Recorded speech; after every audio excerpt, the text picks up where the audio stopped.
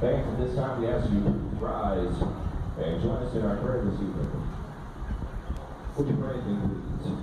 Dear Heavenly Father, we thank you for this day. We thank you for your persistent guidance and helping hand in need.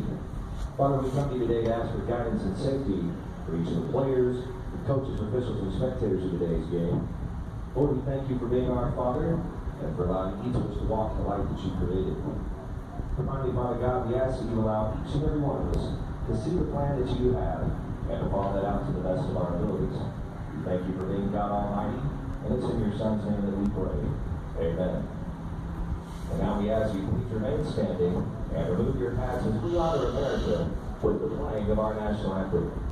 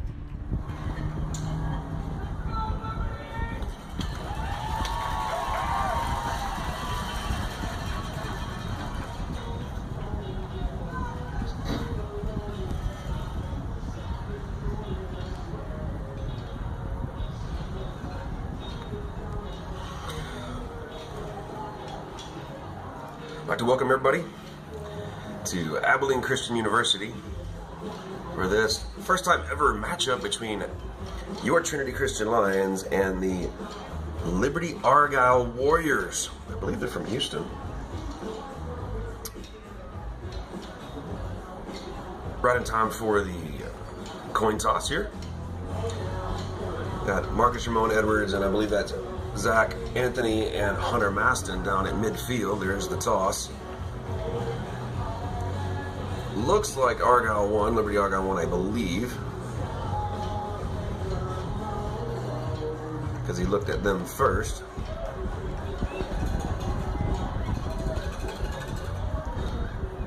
And Trinity will be kicking off here momentarily, and the Warriors will have the ball first. It's again a beautiful evening here in Abilene. Clear skies, the sun setting behind us in the west. Soon the entire field will be in shadow and we'll be able to see a little bit better, I'm sure, the first quarter, as my little buddy over here, my little Kimosabi, moves the camera back and forth. We might be hitting a couple of patches of sun, and it might change your resolution just a hair, but we'll be fine. Got lots of things to talk about, lots of things to show you this evening in this non-district matchup. First ever meeting against these two teams. And by the way, do you happen to know who the head coach of Liberty Argyle is? Someone you may or may not have heard of.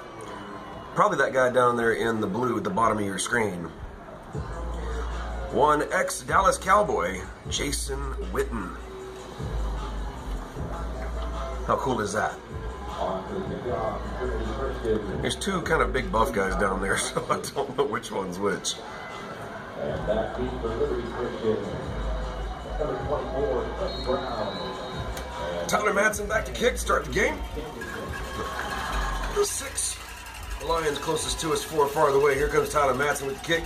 Kicking off from his own 40-yard line. He does not get everything into it. He doesn't want to. He's kicking it down in the corner. A directional kick taken at the 10-yard line. And the Lions are already having a hard time taking him down. He gets it all the way up to the 45-yard line and a tackle out of bounds. I'm surprised he didn't get some laundry on the field out of that. But Warriors start their first possession in good shape at their own 46-yard line. Liberty Argyle coming to this game at 1-1. They won their first game against Preston Christian 28-7, and they lost last week against the Episcopal School of Dallas 20-17. They are a spread team, as you can see here. You got 2 right, 2 left, so twins right, twins left, and the quarterback in the pistol formation with the running back offset to his left. They kind of start to play a little bit like we do, and you've got a bubble off to the left, dropped by the outside receiver to bring up second down. Got 37 live streams already. That's great. That's the first play of the game right there, and we're already at 37. Keep it up.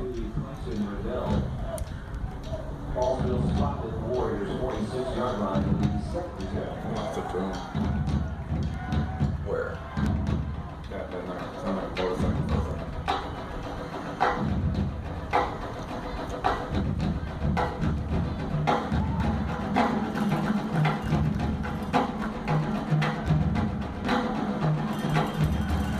Got a read there with the quarterback hands off to the running back.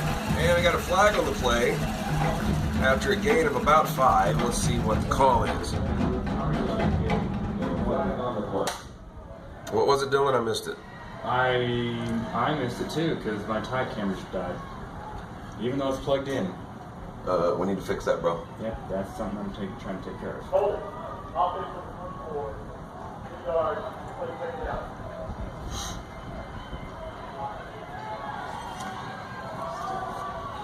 Holding penalty, moves the ball back to the Warriors, 36-yard line. Okay, yeah, it's charging. I don't know why it's Second dying. down for Liberty Christian. Check your connections. Yep, everything's connected. Second and long, second and 20. Oh, they're one of those teams, guys, where they'll fake the start of a play just to see what the Lions do, then look over to the sideline to the coaches to see what specifically they want to run based on what the coaches see on defense. Quarterback back in the pistol. Claps his hands, he's ready to go. Looking deep, looking left, looking over the middle. Got a guy not quite open, throws it over his head. That'll bring up 3rd and long here in the opening drive of the game by the Liberty Argyle Warriors. Yeah, it's falling again, so I was Okay. putting out. Also spotted at the 36-yard line.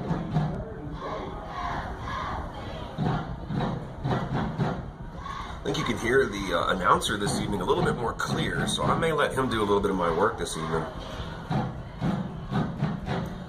Man in motion. Spread formation. Quarterback looking left, looking right. Quickly got a bubble over here, and he's in trouble immediately and taken down. May have lost a yard. Yep, lost about a yard according to this linesman down here. And that brings up 4th down, so the Lion defense comes up strong here in the opening possession as the Warriors are forced to punt. We got Marcus Ramon Edwards deep to my right, which would be, I guess, the south of the stadium.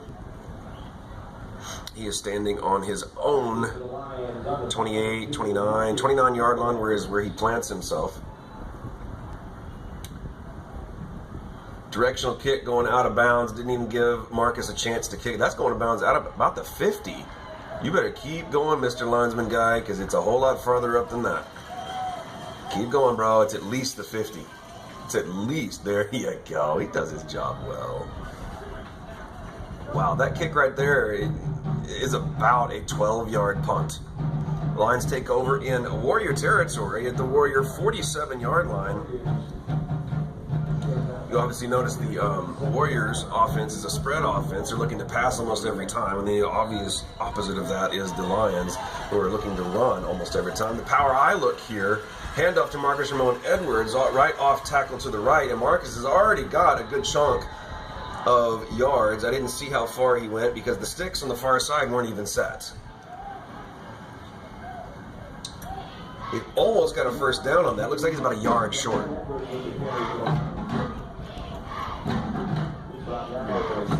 Find these days. Say again.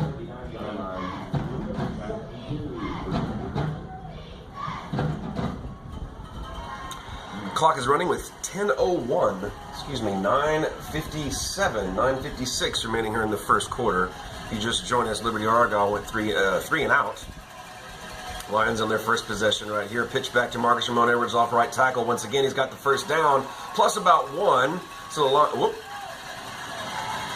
the far linesman is changing the spot. According to this, he got nothing, and we're looking at 3rd and short. He's brought down by number 3, Trey Turner. Yep, he looks like a 3rd and inches. I'll make it 3rd and 1 for the Lions.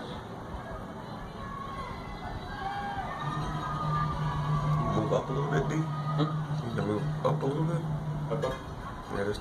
Yeah, there you go, right there. Okay. 3rd and inches for the Lions. Here we go. And Marcus gets the first down and more. Got a flag in the backfield. The way that goes, it's going to be a holding, and that's coming back.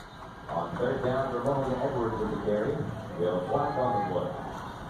If you're wondering about the sounds, the Warriors are officially a home team, and they do have specific, easy for me to say, specific sounds to play in 3rd and 4th down. Apparently they're going to play them into the beginning of the play, so sorry about that. It is a hold on Trinity, and so here we go back, 3rd and 10 plus a few inches.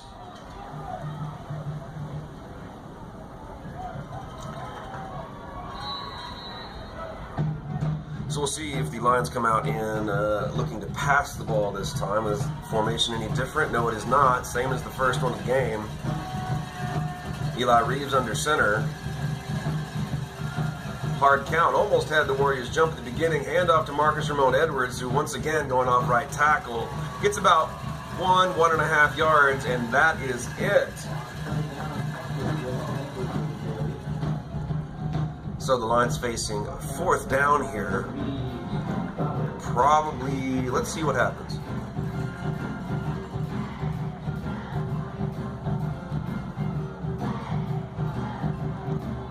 And here comes Tyler Matson on the field. Lions are going to punt. Warriors have 2 guys deep back on their own 15, 14-yard line, as they know Tyler Matson likes to directionally kick.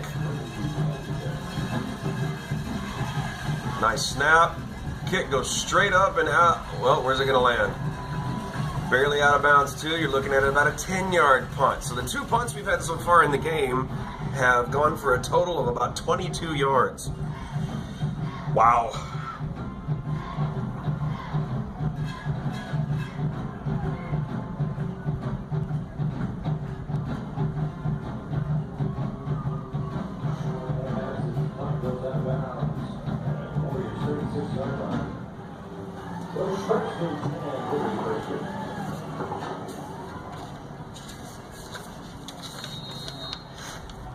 So Lions back on defense as the Warriors come out for their second possession of the game. First possession, 3 and out. The Lions at least got 1 first down, and then they were out. Defense is holding strong here.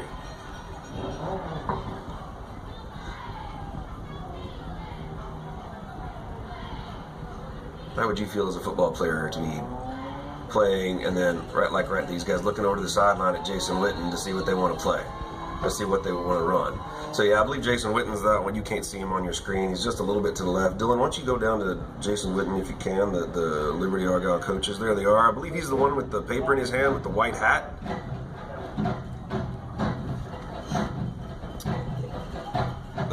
That man seems to be the man in charge. I could be wrong.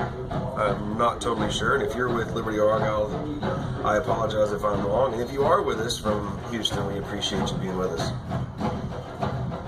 1st and 15 for the Warriors after that penalty. Run right up the middle, right at Hunter Maston, who was able to get his paws on him, take him down. Only a gain of about 3 on that. You're looking at 2nd and 12.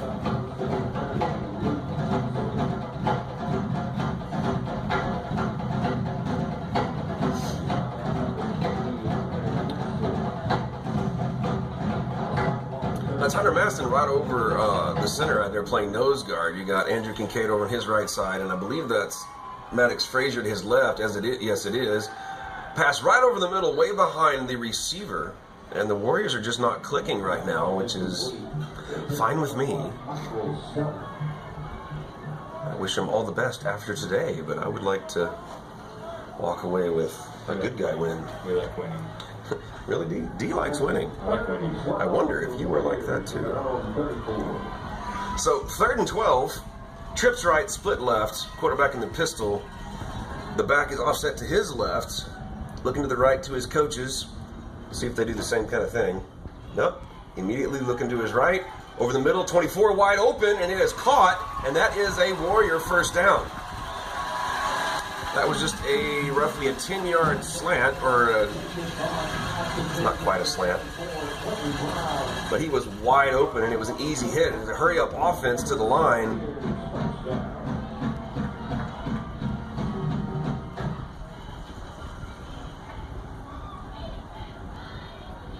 More like a 10-yard in right there, a 10-yard flag, excuse me. Quarterback hands it off right up the middle. I think they're going to find they're not going to get a whole lot of yardage going straight up the middle on the Lions. They're going to have to go outside, or you're going to have to throw it over us. On first down, number 30, Luke Thompson with the carry. Brought down number 44, Andrew Kincaid.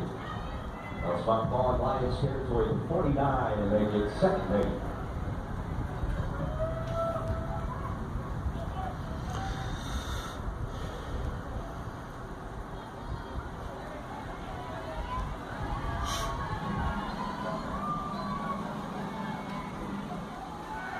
Back to pass, looking deep, man open over here on the 50. There's a great job by Zach Anthony, who was beaten on the pass, but able to catch up to that receiver and drag him down. Now, it was a big gain, but he probably had a chance of scoring on that if Zach doesn't keep hold of him. Zach is fast. If you're wondering about Liberty Argyle, in TAPS 2A, they're not in the same division as us. They're a bigger school. They are ranked 6th in TAPS 2A in Texas.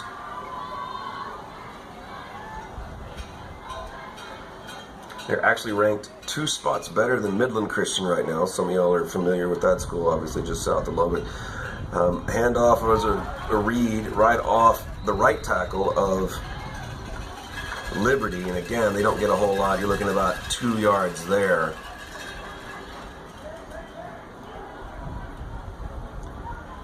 In all of TAPS, Liberty is ranked 10th. And as comparison, Trinity Christian is ranked 13th. So we're really only 3 spots different. But we're in 2 totally different divisions. They're the bigger school than us. Quarterback looking right, man wide open, and he catches it and is immediately taken down by Eli Reeves. Big first down for the Warriors. Down to the 17-yard line.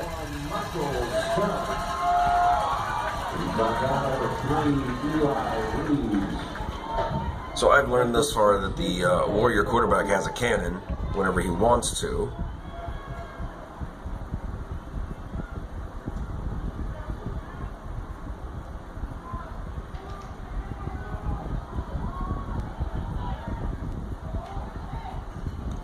Handoff taken down immediately by Kate Hayes. Clock is running, 4:44 remaining here in the first. No score on either side, as you see on the bottom of your screen. 51 live streams going right now. Thank you again for joining us here on Trinity Christian Sports Live, streaming on YouTube. It's just a couple of clouds in the sky. Sun going down behind us. A little bit of that sun peeking through underneath the press box. You can see it there on the left side of your screen.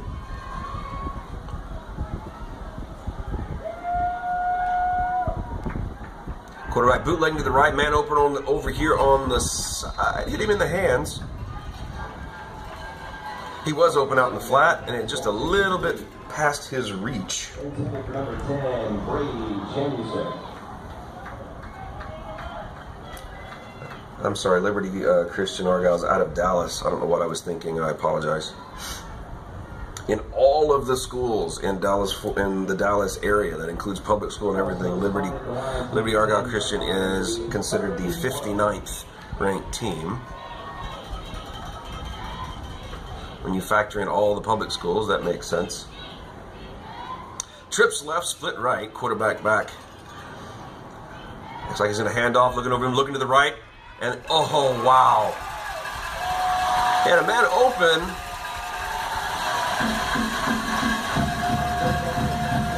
Over on the sideline, and Marcus Ramon Edwards was within inches of picking that off, and instead the Warriors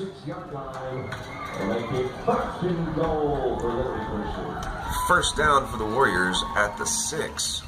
So after the first series of nothing for the Warriors, they've shown a whole lot of firepower here in this second series.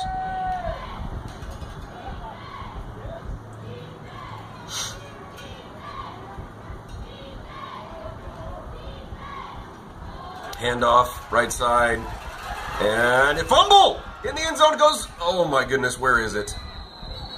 What are they going to say? What are they going to say? What are they going to say? Fumble goes into the end zone, picked up by Trinity, and your first turnover of the game as the Warriors fumble, and the Lions get it at their own, I believe 20, or is it 25? I don't know. The rules keep changing.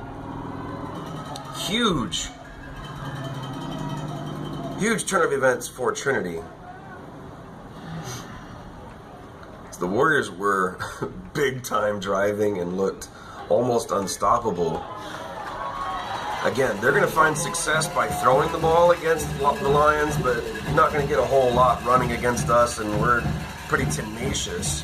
Here comes the Lions offense. Just to give you a few of the guys that are on the offense, the strong end is Brady Scott. The strong tackle is Jeremiah Isaac. The strong guard, Hunter Maston. The center is Brown Mercer. You see him run up to the line right there. I'll give you the rest after this play.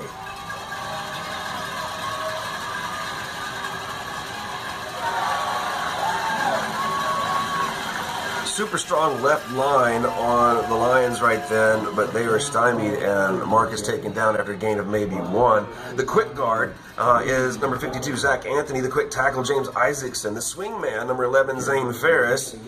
The quarterback, obviously number 3, Eli Reeves. I'll do my best not to call him Davis today. Sorry, Davis, if you're watching. The tailback, you just saw him run, is Marcus Ramon Edwards, number 2. The fullback, number 4, Eli Davis. The halfback, number 8, Cade Hayes. You might see number 6, Maddox Frazier come in at the swing man, maybe Josh Monroe at swing man, and Benjamin Bruce as the tailback or halfback.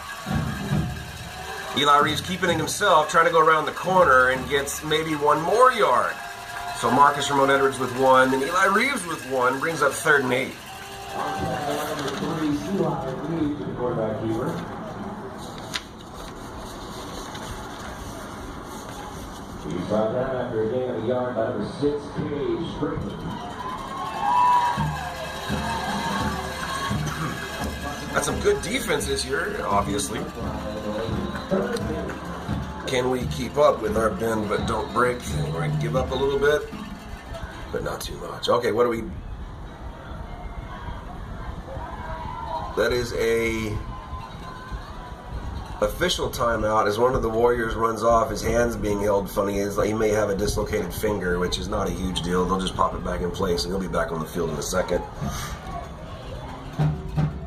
The way he was coming off, it was that or some sort of cramp. But dislocated my finger once.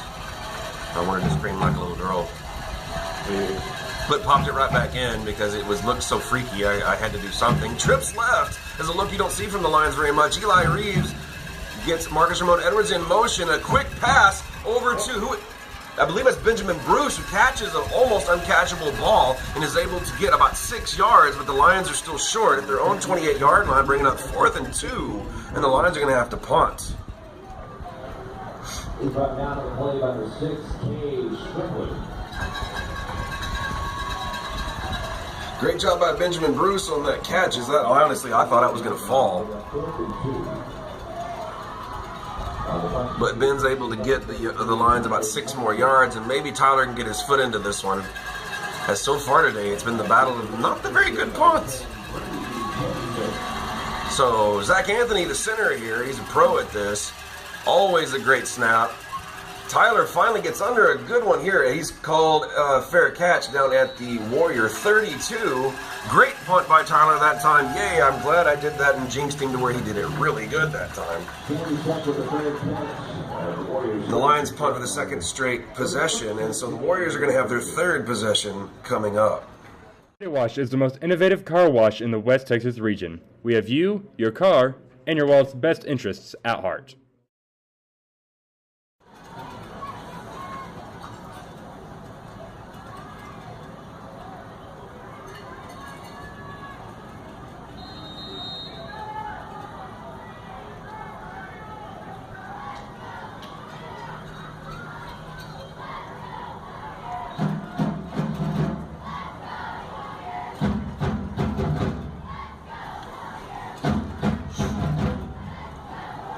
That's the same play from the goal line a minute ago where they fumbled. Are we not going to blow the whistle there, guys? Well, they're going to give them 5 yards on that one, bring up second 5. All right, I went over the Warriors rankings in Texas. Trinity Christian ranks in the Texas Division TAPS 3A at number 2. Coming in at number 2 in all of TAPS Division 3 behind Dallas Christian is Trinity Christian. Back to pass, trips left, looking deep, got a man wide open. Huge play for the Warriors as the protection broke down. And the Warriors gain about 35 yards on that play, and they're all the way down to the Lion 30. That'll spot the ball in Lions territory, the 30-yard line. They'll make it 1st and 10, Liberty Christian.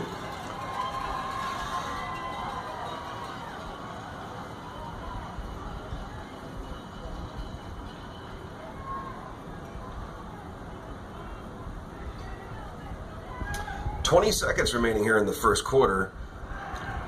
Back to pass, and the receiver runs right into Eli Davis, who hangs on to him until some of his Lion buddies show up to finish it off. Brady Scott, Eli Reeves, Benjamin Bruce, Andrew Kincaid, in order to make sure that they don't get anywhere off of that one. So they lose 1 yard on that. It'll be second and about 11 or 12. And we have a timeout, I believe. Or the first quarter could be over. Maybe I should pay attention to the clock, right, bud?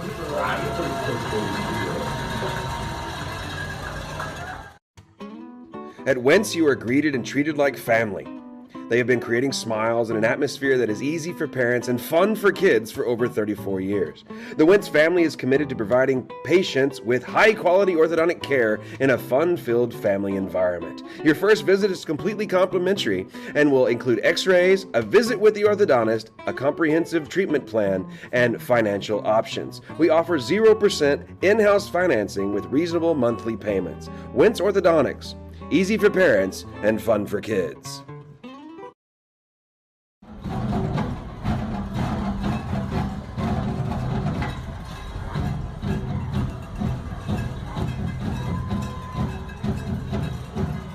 That was fun to get a little blast from the past as a former Trinity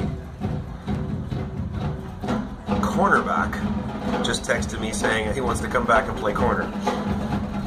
At least during this game, isn't that right, B?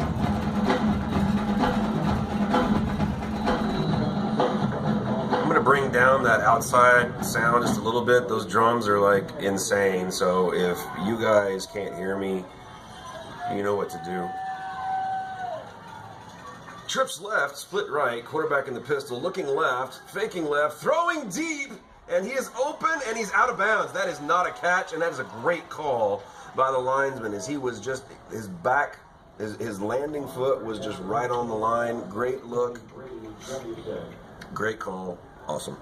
I don't know if Dylan had it on the screen for you, but I saw it. I think I did. Rock and roll, bro. We shall still spot the ball at the 32-yard line, and they get 3rd and 10 for Liberty Christian. You heard? It's more like 3rd and 11. I don't know where he gets 3rd and 10. Trips left. looking left, throwing left, way overthrows his man. That'll bring up fourth and about 11 or 12 from the Lion, roughly 32, 31 yard line. And we'll see what the Warriors do here. I would think in high school, typically, you're going to see a coach go for it here because you really got nothing to lose.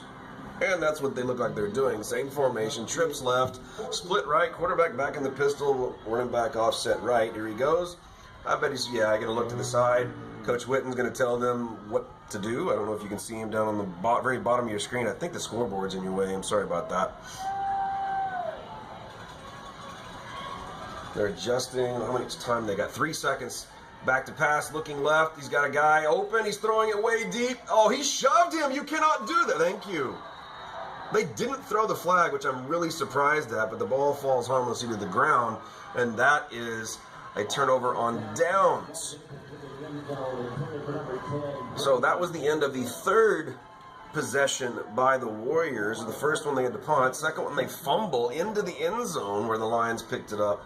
And then here they turn it over on downs, throwing it into the end zone, and the ball is incomplete. So here comes the Lions.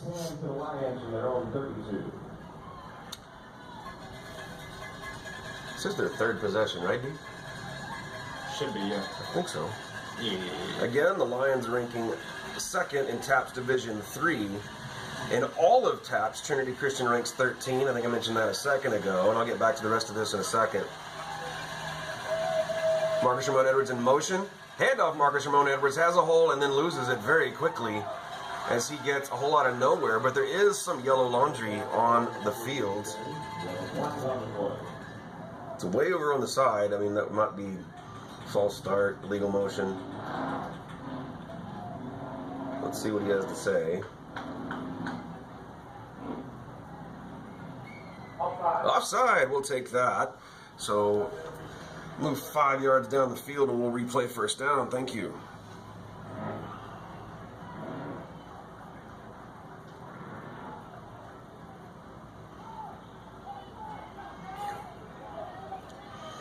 If you're interested, as if this ranking makes any difference, in all of Lubbock, Trinity Christian ranks number 6. I'll tell you who behind in just a second when I get my internet working here.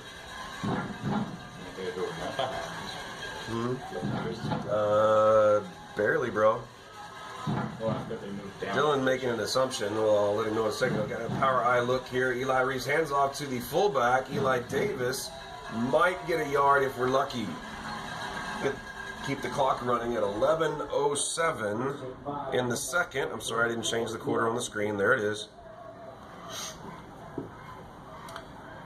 57 live streams here in the second quarter with 10:55 remaining. Both teams have had the ball 3 times. Both teams not able to score quite yet. Lions in their third possession. Ball still spotted at the Lions' 37-yard line with the second spot.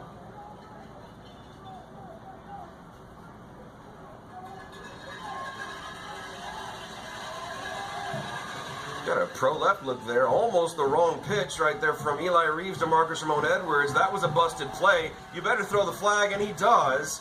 Because that was a messed up play. We were lucky to even get out of bounds with the ball, and he was hit hard out of bounds. That should be a personal foul on the Warriors.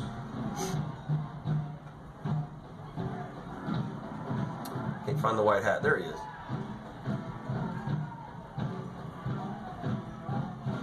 Takes his time, doesn't he? Yep, personal foul, late hit on the Warriors, so Lions, who weren't getting very far quickly, get a free 15 and a first down. So as I was saying, in all of Lubbock, Trinity Christian ranks 6th. They are behind, obviously, 5 other schools. The number 5 school is Idalou. The number 4 school being Friendship. The number 3 school being Coronado. 2, Shallowater. And the number 1 school in all of Lubbock is Cooper. And Dylan said we're ahead of a certain, Lubbock Christian. They are ranked number 7. Because they moved down a division. They did move down a division. Lubbock Christian is 2-0. And then Seminole, Roosevelt, Abernathy round out the top 10. 60 live streams. Lions hurry to the line. You got trips left.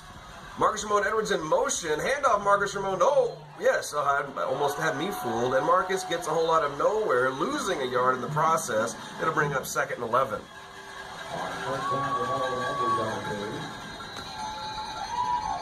Down the play, number 31, CJ.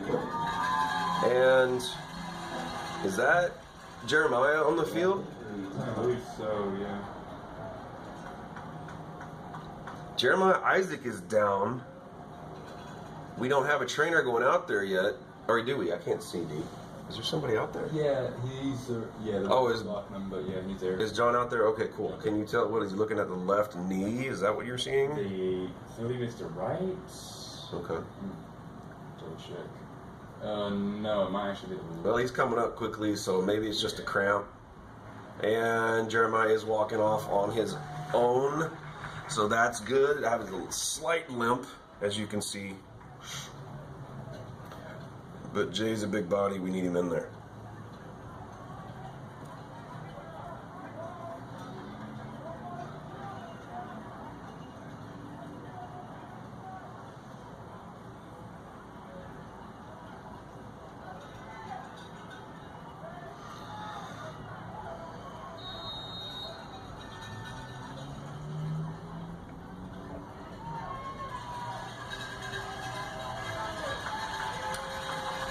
Second and 11, trips left. Eli Reeves has Marcus Ramon Edwards in motion. Fakes the handoff to Marcus. Bootlegs to the left. Looking deep, throws deep. If he hurries, he's got Benjamin Bruce open. Benjamin Bruce catches it. He is down to the 10-yard line. They're taking him down right there at the 11, I believe, is where he got to. As he was shielded from the ball, and Benjamin Bruce came back for it. Huge pass play by Eli Reeves, and the Lions are not known for their passing game. Pick up a huge chunk on that Reeves to Bruce pass, and the Lions have a first down at the 11. They can get another first down at the 1. The Lions in an opportunity to get the goose eggs off the scoreboard.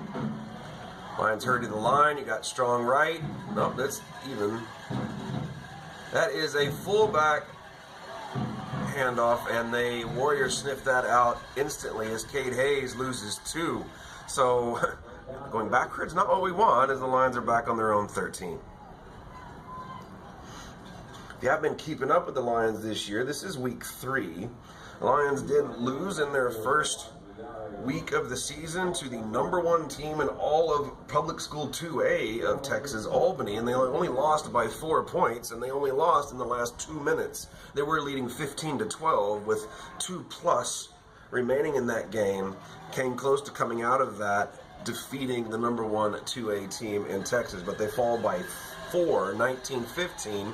We have a flag down, and that's because the Lions had too many men on the field, and so we're going to back up a few more.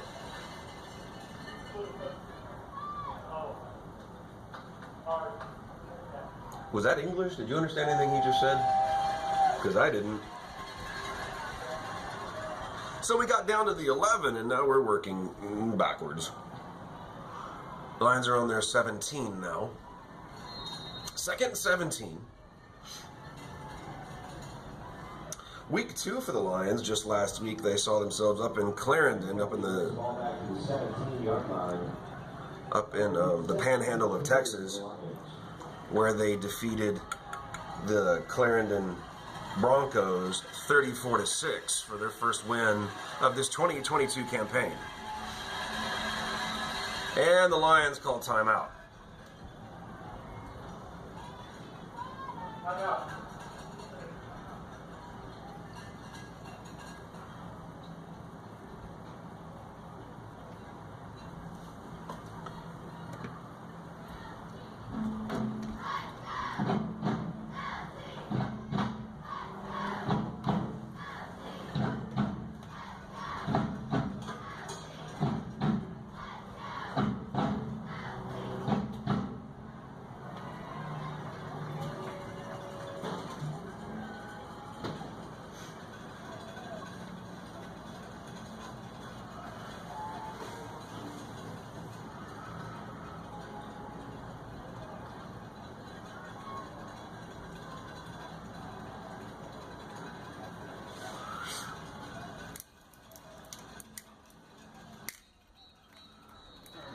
got a good handful of Trinity Christian faithful over there in the other side. I'm sorry, those of y'all that like to see the field view, it just can't happen when I have to be on the far side of the field. I promise you, it's coming. I'm looking forward to it. It's a lot of fun. I know what you mean. So with 8:14 remaining here in the second and 17, and Eli Reeves has nothing going, and the Lions lose another 4 yards. Bring up 3rd and 21. Number 50, Max Saul with the sack for the Warriors.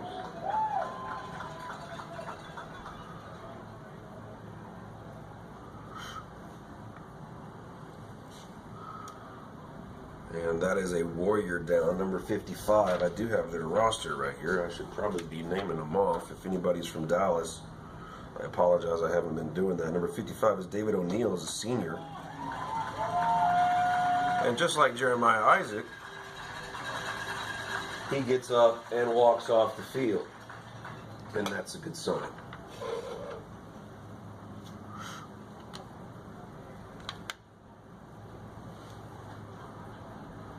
Yeah, I think he just got hit a little too hard. Because like, he's jogging right now. Oh, then he's okay. He's a big boy, dang.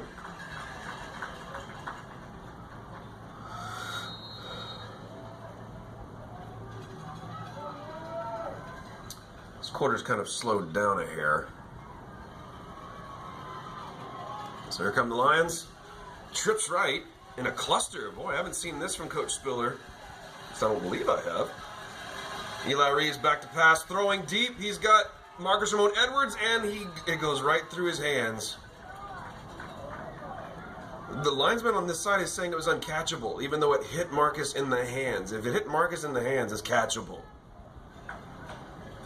On 3rd down, Reeves pass ball to the clear the end zone.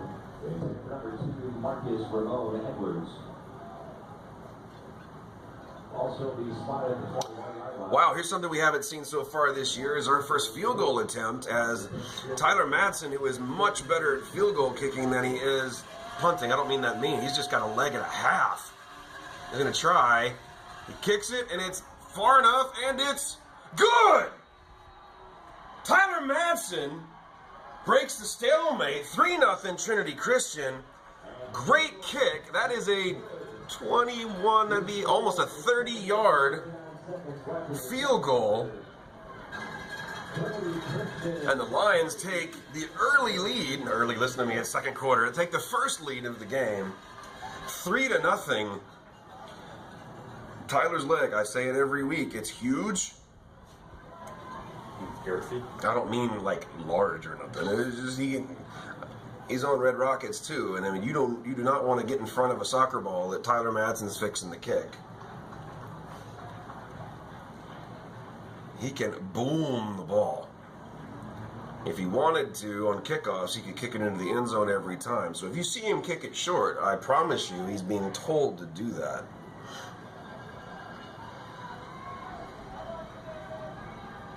Off to the kickoff for the Lions, number 33, Tyler Madsen. And back into the Warriors, number 24, Quentin Brown. And number 10, Brady Jamison. Here come the Lions. You got 4 on this side of the ball, 5 on the other.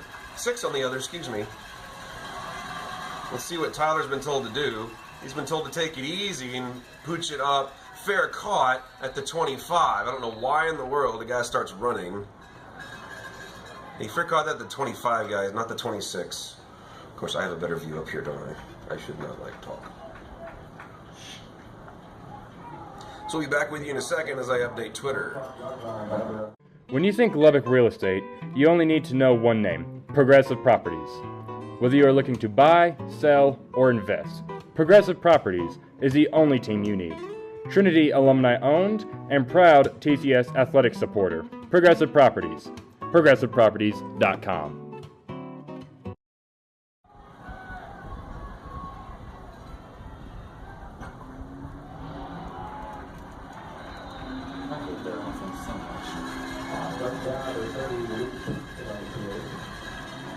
Brought down to play number 24, Brady Scott. There he goes for a gain of 2. That's about the ball at the 28-yard line. It'll be 2nd. Again, since I just updated Twitter, it'd be a good time for me to say, if you are not a Twitter user, if you want to keep up with Trinity Christian Sports, Twitter and Facebook are great for keeping up with information. And then this channel you're on right now, which is Trinity Christian Sports, big game for the Warriors there. This channel you're on right now, Trinity Christian Sports, here on YouTube will be where we carry all of our game videos, our live streams, anything else I might upload that deals with Trinity Christian Sports. If you have a chance, hit the subscribe button up there. So if you have a login, please do so. Log in, hit subscribe.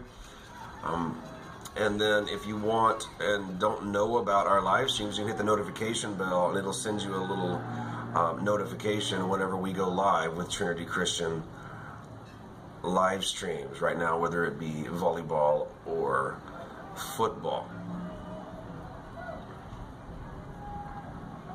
So just a quarterback read right there up the middle. He gains about 4. That particular play kind of looked like all the Lions are trying to tackle him up high. You're going to have to have somebody go down to his feet.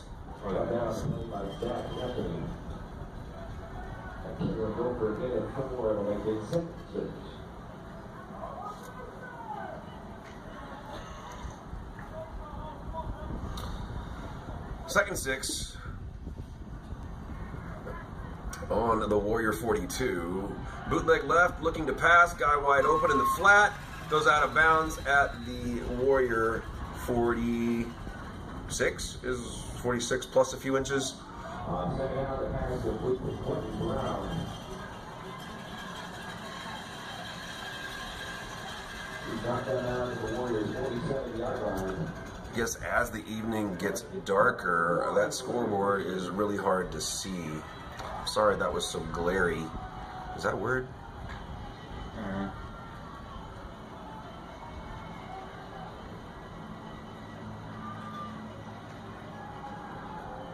Handoff up the middle. Oh.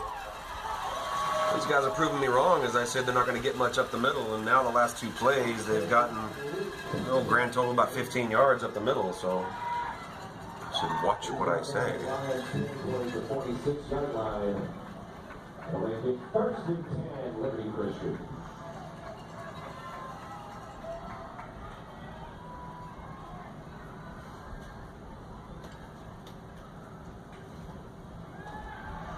Back to pass, looking super deep, man over the middle, wide open, hits him in the hands, and he drops it.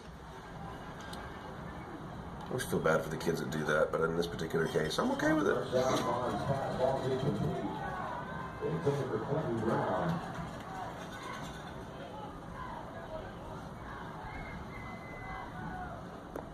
Ball still spotted at the 46-yard line. It'll be 2nd 10.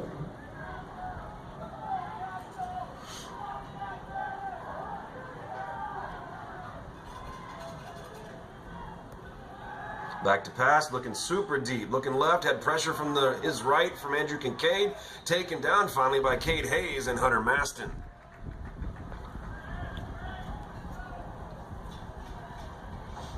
Jacob Vaughn with the quarterback keeper.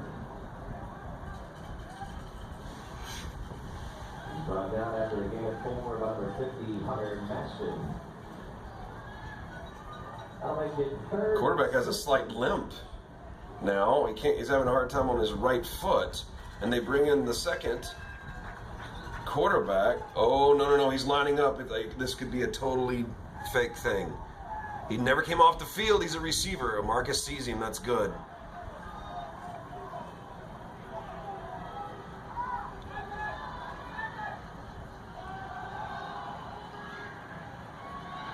It's a good stop by the Lions there. Should be about 4th and 5, but again, you're in that area where most high school head coaches decide to go for it. He is definitely too far away for a field goal, and you're going to see a timeout. Make it 4th and 5, the Warriors. Who's the timeout on? 4. I saw the ref, dude. That would be Liberty called a timeout. We'll be back with you in just a second. You can trust Allen Financial Agency to provide sound and qualified counsel when you need it the most. Allen Financial Agency is proud to support our TCS Lions.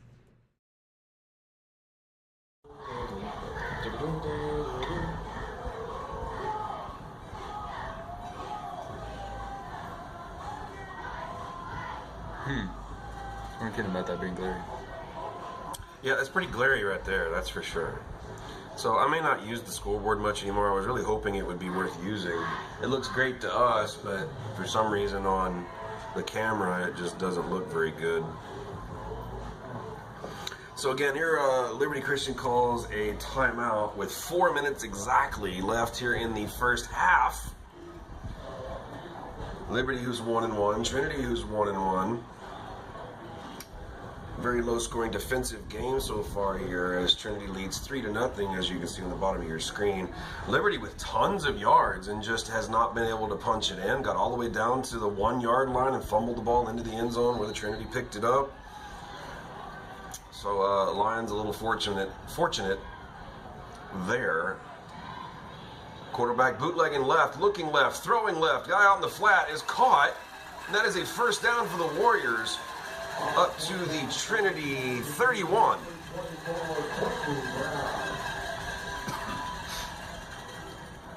He's brought down after a gain of 10 at the Lions 31-yard line.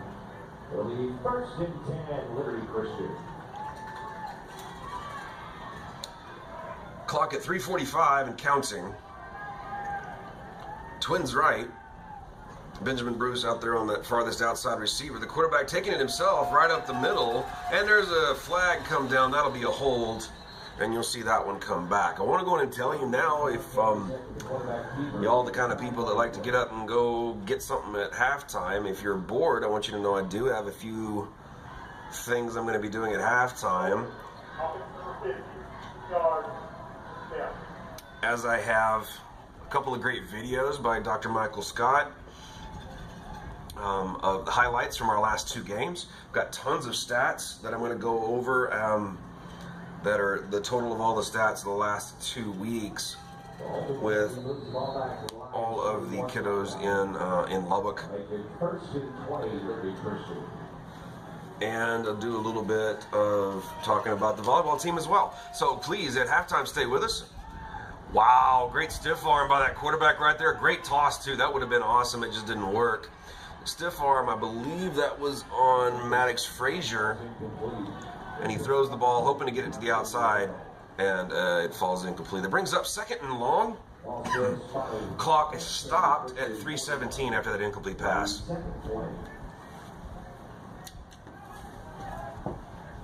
Careful. You see the cord? Yeah, I see it. Oh. Twins left. Shotgun. Coach moves the running back to the opposite side of the quarterback. Got a tight end on the right, so you have a legal receiver on the right side too. Looking to hand off is a quarterback Reed, taken down very quickly by Zach Anthony, who sniffed that one out instantly. Good job, Zach, on that one. He smelled what the rock is cooking. He smelled what the rock is cooking. If y'all didn't know, Dylan likes wrestling. Just a smidge. Here he'll go for a gain of 2. Bring the ball up to the 39-yard line. It'll be 3rd and 18 for the Warriors. 3rd and 18, as you heard from the announcer. Looking left, throwing deep left. He is open, and it is a touchdown.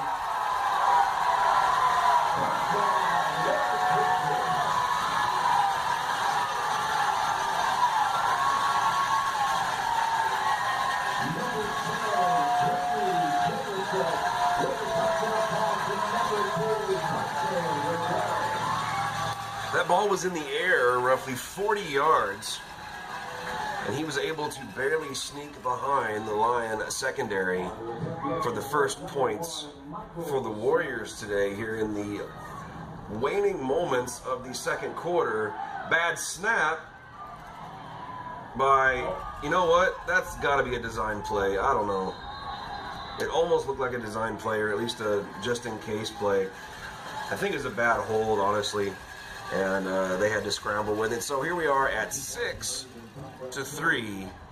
With 2 minutes and 39 seconds left in the second quarter, today's score, Liberty Christian 6 and Trinity Christian 3. There you go. You heard it from the announcer.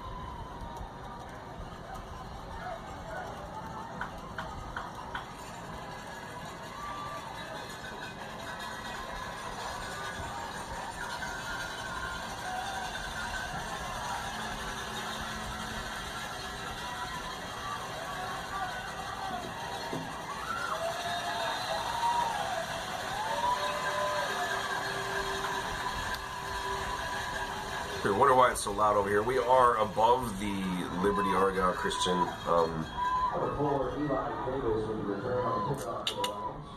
stand, so it's really loud over here as they're obviously energized after that large, long 40-yard touchdown pass. It's roughly 40 yards. And the Lions take over with 2:35 remaining in the second, hoping to get some points on the board from their own 23-yard line. The yards have not come easy to this point as the Liberty defense has been very strong. Eli Davis in motion. That is Marcus Ramon Edwards back at quarterback. He gets nowhere, loses 3 or 4 yards, but a flag comes flying in from the sideline. The way it was, it's probably a face mask, but I mean, I could be wrong. There wasn't anybody else there. There wasn't any lines there for it to be a hold. Player came towards Marcus. So. Yeah, it was like thrown right where Marcus was, so that makes me think it's a face mask, but we'll just see what they have to say.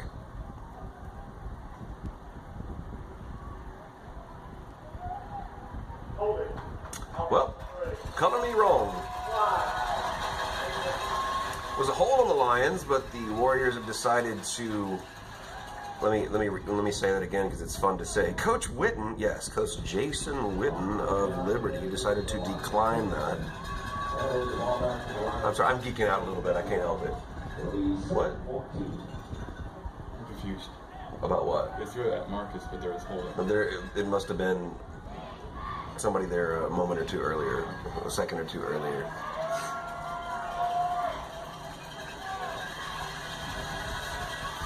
Marcus taking it himself, trying to make something happen. A little bit harder to do against these bigger schools. And the Lions going backwards yet again.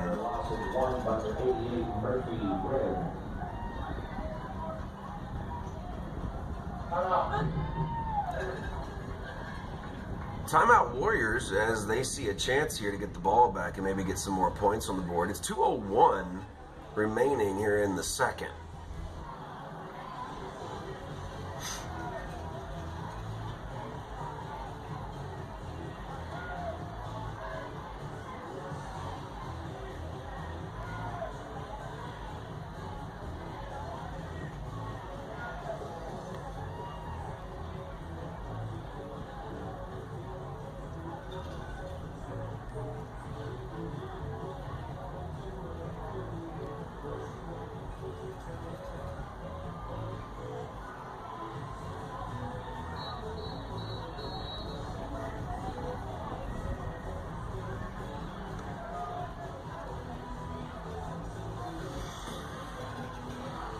guess I'll take a second to apologize about my rosters last week. They were not complete.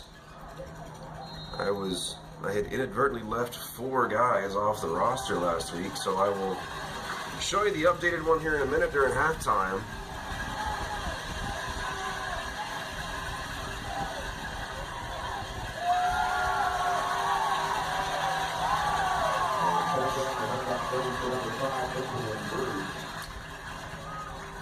Again, Trinity going backwards here, losing another yard or two. It was a great play, but the Warriors just a little too fast for that one as Benjamin Bruce could not get around the corner. Brings up 4th and long for Trinity, and as you can tell, you have Coach Witten calling another timeout smartly because they have a chance of getting the ball back with upwards of 1.5 minutes left. And with their explosive offense, very easily put some more points on the board. So the Lions need to play hard on this play, get a good punt off, and at least get them down the field a little bit, so that a little bit more of a struggle for the Warriors. But as quickly as they can score, I don't know if that's going to matter.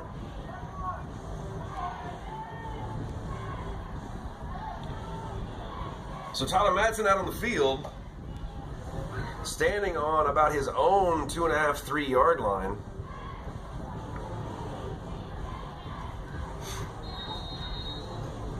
Zach Anthony getting situated, getting ready to snap the ball back to him. Great snap as always. Tyler Madsen gets under it. Not bad, but right at one of their receivers who fair catches the ball at the Warrior 48, therefore preserving as much time on the clock as they can. So they have 1:43. Stop the ball for Liberty Christian, 48-yard line. It'll be 1st and 10 Warriors. So 1:43 remaining in the second. Warriors 52 yards away from more points.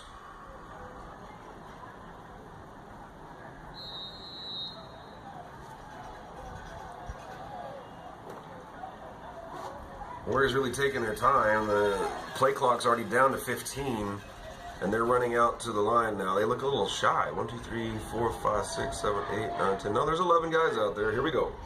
Trips right. That was not a legal formation. That guy was not on the line. Okay, that's inadvertent. You cannot throw a flag on that. Their feet got tangled up. It's unfortunate, but that is not blatant. On the coverage for the Lions, number 10, Joshua Romero. Also spotted at the Warriors' 48-yard line will be 2nd. All right, that's better on the outside guy being on the line, so that is a legal formation there. It looked like they were all even behind the line on the right a second ago, which would have been, oh, that's a good pass. And he came back for it. Wow. I would like to think that he did that on accident, but that looked like it was almost designed to be thrown behind him so that he could come back for it. Wouldn't normally see that in high school, I don't think, but then again, their head coach is Jason Witten. Yeah, I'm going to quit saying it. Chill. No, he's not. Dylan says I'm not going to. He's probably right. I love Jason Witten. He was so awesome. It was back when I cared about the Cowboys. Great catch out in the flat. Another first down for the Warriors as they've moved down the field upwards of, holy cow. They've gone 30 yards down the field in 20 seconds. Off the clock. 1st and 10, timeout, Trinity.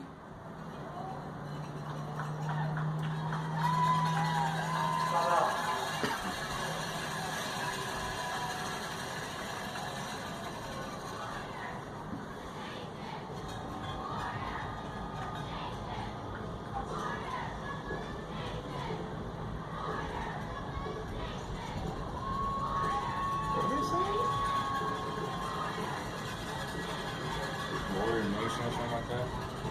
Warrior Nation, that's what they're saying.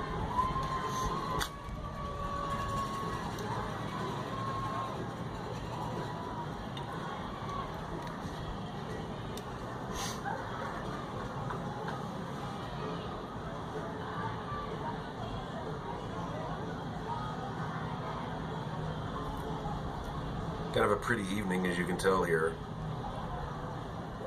Neat view. A lot of lights in the distance. Of course, the highway is right there. There's trucks going over the overpasses on I-20.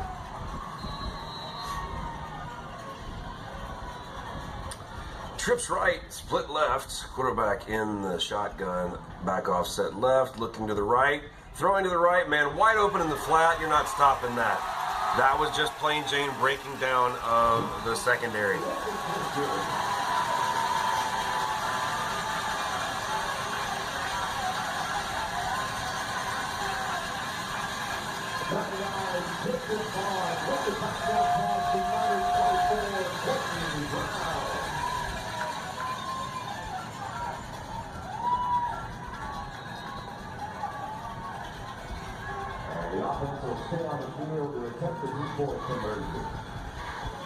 This was kind of inevitable as you missed the first conversion, so you're going to go for 2 to try to get it back to 14. Quarterback in the pistol formation, running back behind him, 11 in motion. And you have another motion. I keep hearing whistles, but apparently it wasn't official whistles. And the Warriors were able to get in on a little misdirection, making the score 14-3. Liberty here with 1:17 remaining in the second.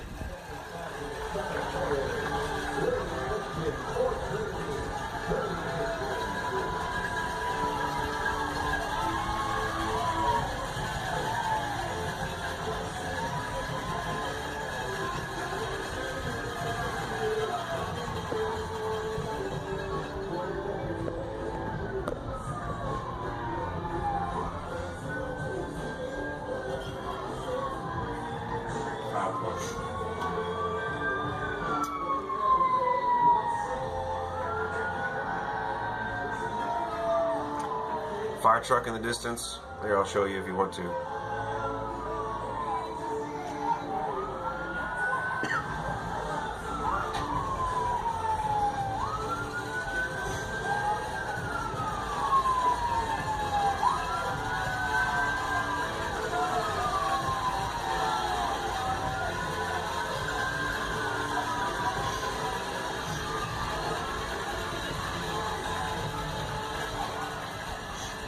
For as big as Liberty is as a school, I'm really surprised that there's not more fans here. I'm not meaning that as a slight. I'm just surprised. Benjamin Bruce, with the reception of the ball, is able to almost get around the corner after he had bobbled it on the catch. And Ben runs about 50 yards for a gain of 2. He's brought down at the 11-yard line, number 24, Quentin Brown. 1:09 remaining here in the second, here from Abilene Christian University.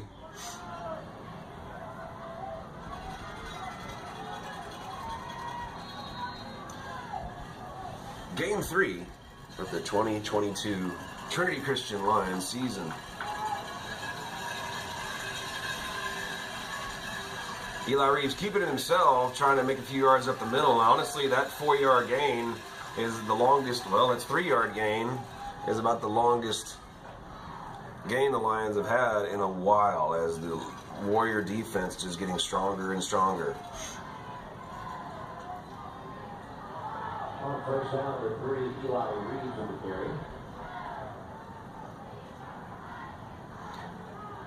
Again, if you're getting at all frustrated, you shouldn't. Liberty is a bigger school than us. We will never see them in playoffs.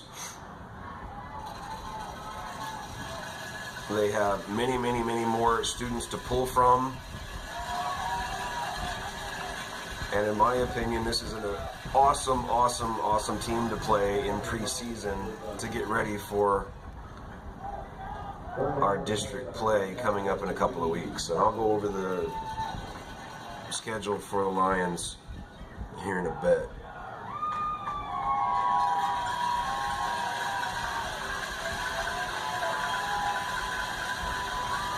And that's the end of the second quarter.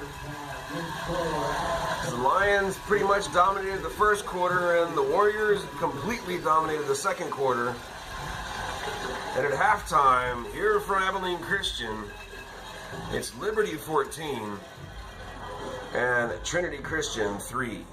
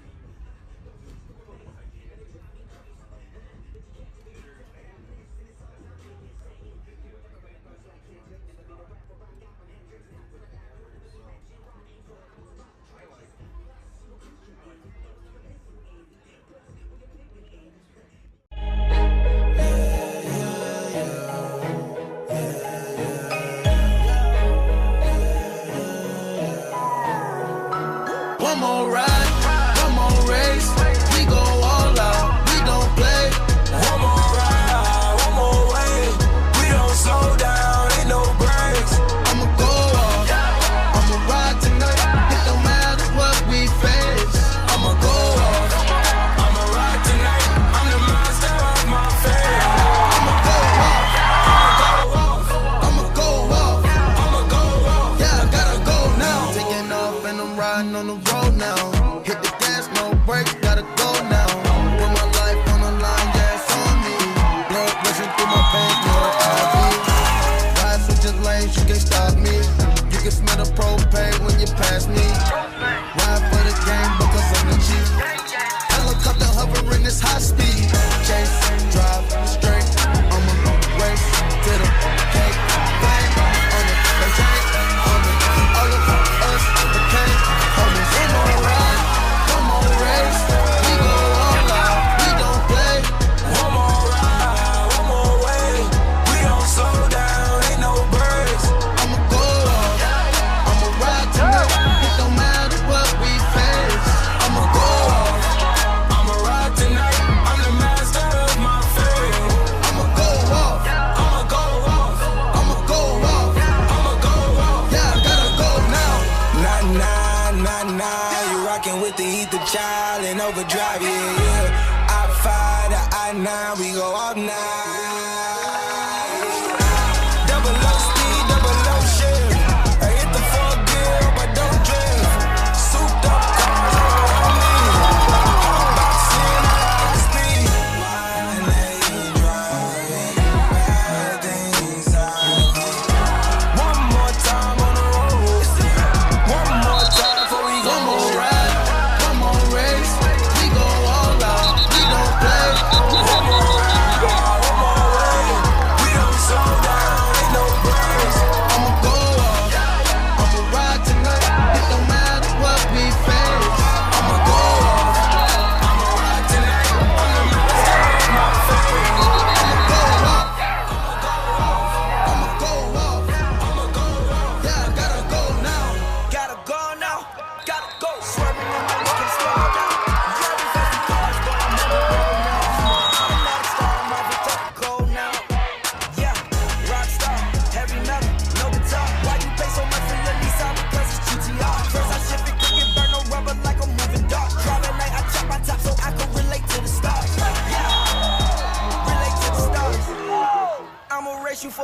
slip. I got nitrous in my car, so tell me what you thinking.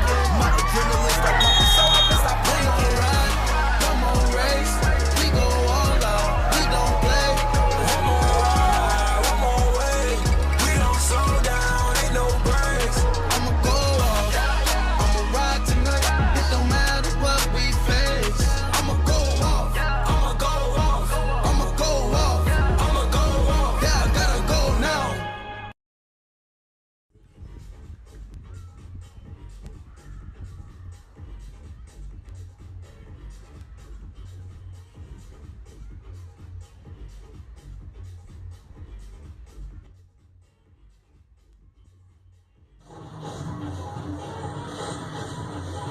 Hope you enjoyed that.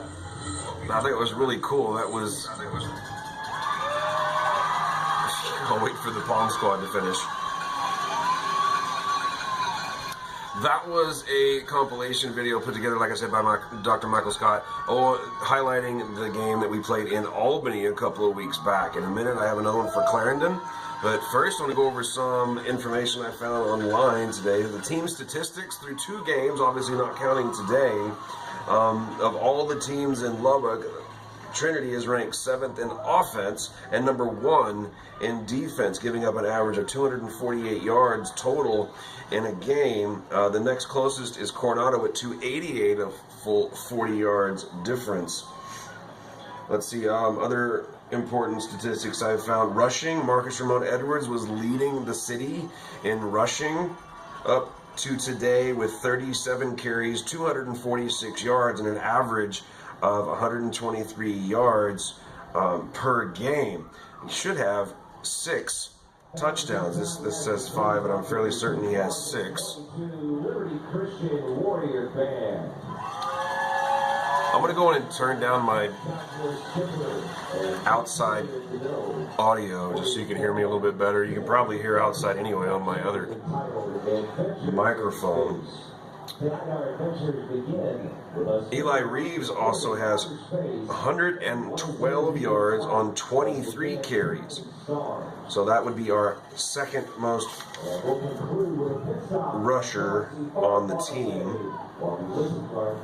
Let's see, scoring in all of Lubbock, Marcus with the most points, as he is the only one that is up to today, like I said, that has scored 6 touchdowns. Next closest is Bax Townsend over at Lubbock Christian with 5. On defense, Zach Anthony with 25 tackles, Brady Scott with 15. Those are our 2 leading tacklers according to Hub City Preps, and Randy Rosetta over there, who takes good care of us. Also, sacks. Am I reading that one right? We have Cade Hayes with 2, and Maddox Frazier with 1. Interceptions, Davis, there, I did it. You knew it was coming. I caught myself this time, though. Eli Reeves has 1 interception. And fumble recoveries, Brady Scott leads the whole city with 2 fumble recoveries. Everybody else is at 1 that has 1, and that includes Cade Hayes. Also on Hub City Preps, Randy does a great job of highlighting some players from around town. He does a player of the week, defensive player, coach of the week, honor roll type stuff, and there were quite a few Trinity Christian players on it after last week at Clarendon. And the defensive player of week, Zach Anthony of the Lions, received that honor, and Randy says he spearheaded a dominant defense by the Lions with 17 tackles, including 1, I can't even read, I'm sorry, my glasses are not doing well. Clarendon managed only 129 total yards and turned the ball over as well. Anthony was all over the field for the unit that stifled the Broncos. On the honor roll, you also will find Brady Scott, who registered 9 tackles, 1 of them behind the line of scrimmage, and also recovered a fumble. Also on the honor roll is Marcus Ramon Edwards, who plowed his way to 115 rushing yards on 21 carries, 3 touchdowns, I believe it was 4 touchdowns on the ground, and had a reception for 19 yards in that 34-6 win over Clarendon. I can't even say it right. So your standings for the Lions in TAPS Division 3 District 1, Trinity Christian at 1-1, officially sitting at second place. I mean, a lot of other teams are 1-1 as well, but you go by points scored and points allowed, and Trinity at the end of the game last week had scored 49 points, only allowed 25. That's by far the best when it comes to defense in the district. As Lake Country sits at 2-0, having scored 88. They must be doing really well on offense, but they've allowed 42. Trinity comes in at second, like I said, at 1-1. Then Pantego at 1-1. They've scored 42, but allowed 60. Willow Park, Trinity Christian Academy at 1-1 also. They've scored 35 points, but allowed 41. Grace Prep at 1-1 as well. They've scored 53, but allowed 52. Colleyville Covenant is winless at 0-2. They've scored 24 points and allowed 51. And if you want to know how the actual scores from last week, obviously Trinity Christian with a 34-6 defeat of Clarendon. Lake Country beat John Paul II 49-14. Willow Park, that's not right, I'm sorry, Fort Worth Trinity Valley defeated Pantego Christian 53-18 last week.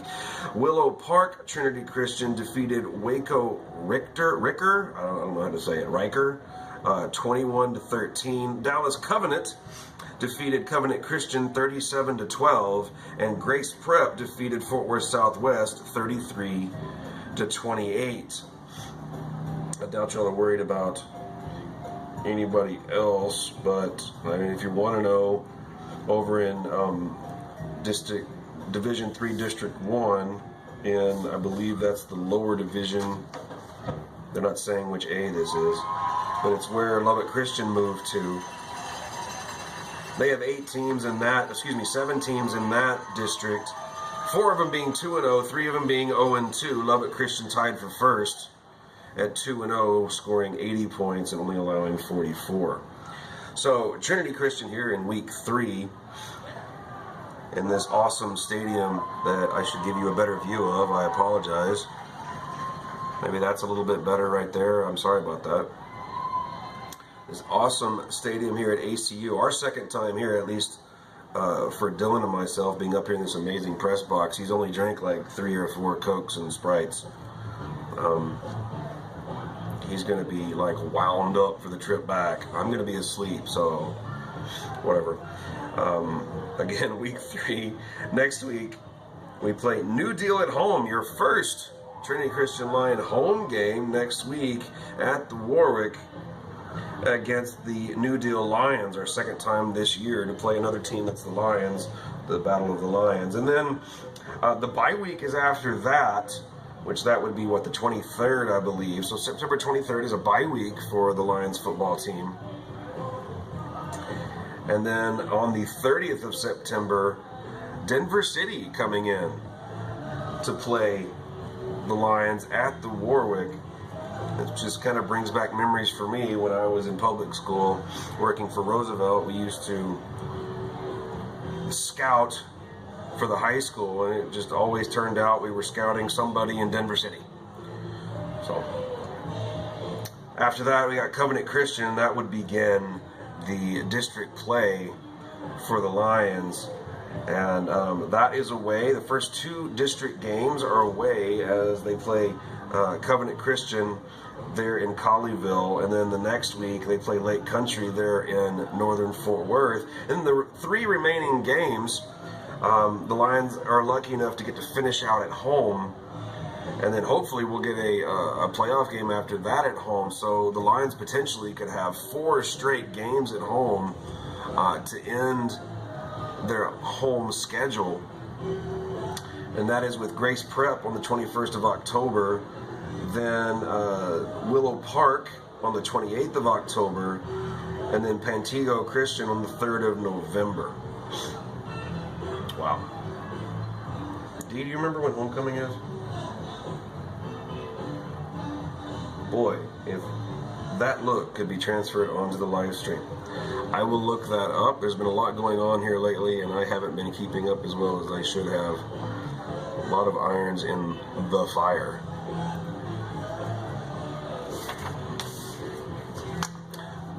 I will get back with you with a little bit of some of the honor roll that Randy Rosetta has put on Hub City Preps in regards to the volleyball girls.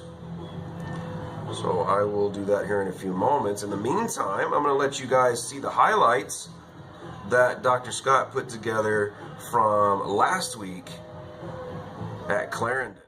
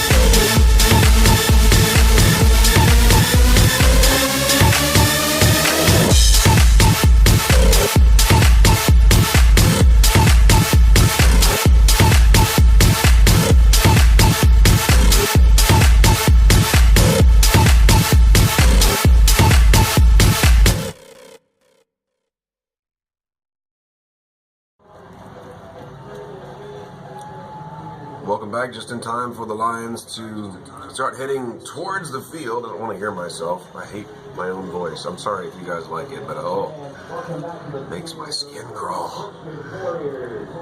See if I can get the moon.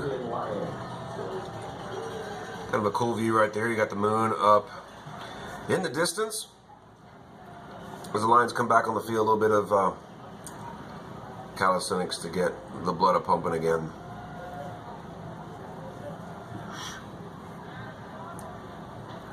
I want to take a second to thank Dr. Scott for those awesome highlight videos. As long as he keeps making them, I will try to bring them to you as well. If you like them, I will have them up individually on the YouTube page. They might even be up already by now. They were uploading and processing just a little while earlier,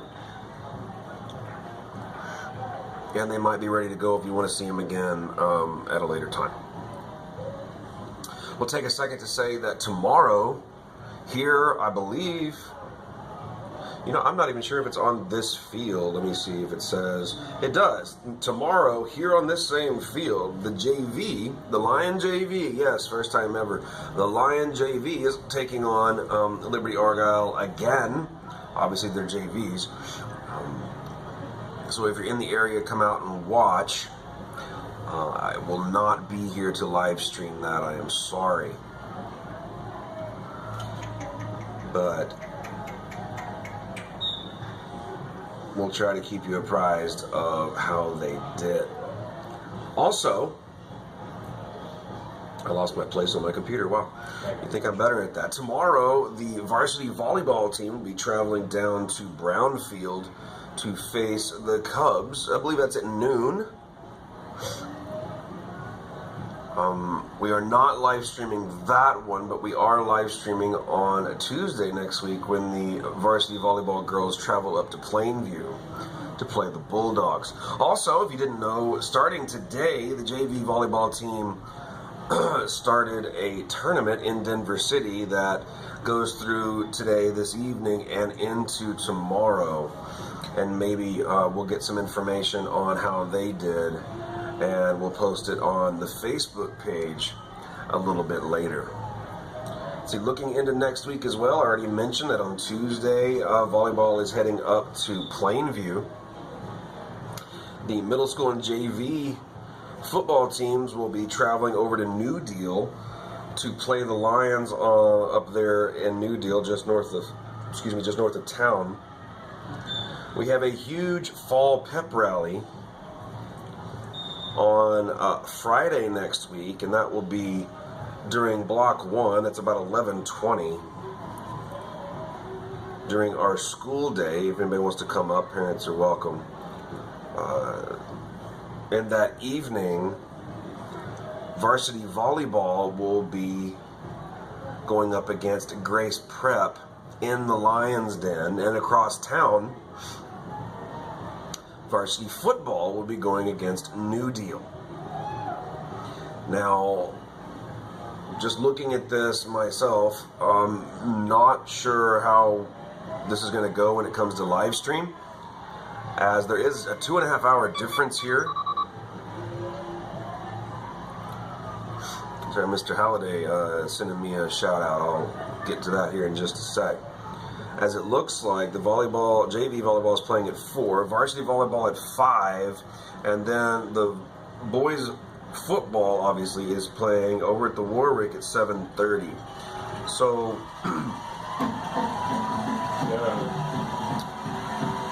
yeah, we can do that with our lights too.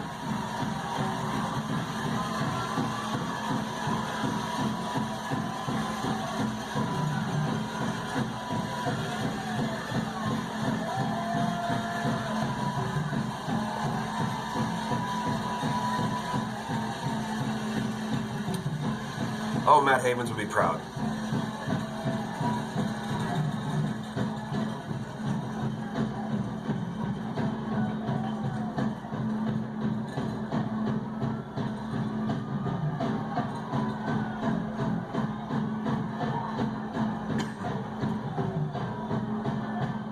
I will do everything I can to bring that volleyball game to you live stream from the Lions Den, and I will pack up my stuff and get across town to the Warwick to do football as quick as I can. So if you're out of town and not going to be in Lubbock on the 16th, I'm hoping at this point to bring both games to you live here, right here on Trinity Christian Sports via YouTube. And then next Saturday, the 17th, you're looking at volleyball also in the Lions Den against Willow Park, and there is no conflicting games going on with that. So I will definitely be bringing that to you here on YouTube.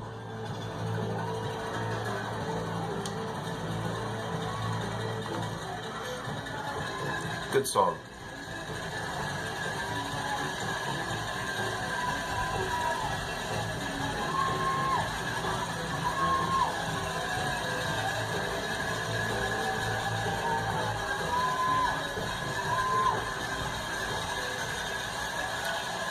Thanks again, Mr. Halliday, for awesome critique. I'm a words of affirmation guy. Something I need, really. So thank you again, Mr. Halliday. And here's the second half kickoff, kind of a pooch, and it's landing in the middle of nowhere. And Benjamin Bruce, is that Benjamin Bruce? I can't tell. I'm sorry. I believe it is. Landed on that and had his helmet ripped off. That's not very nice. So the Lions will take over at their own 24.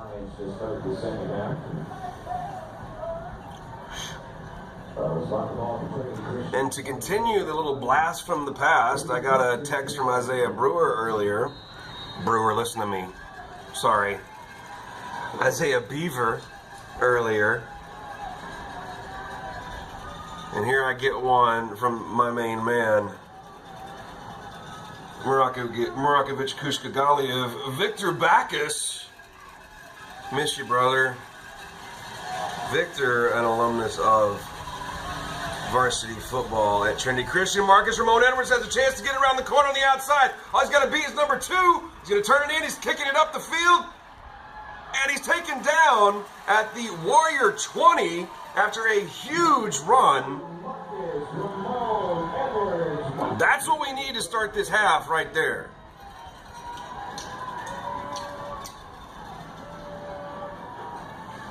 Don't know what adjustment Coach Spiller made at halftime to make that work, but we'll take that all day long. First and 10, Trinity Christian.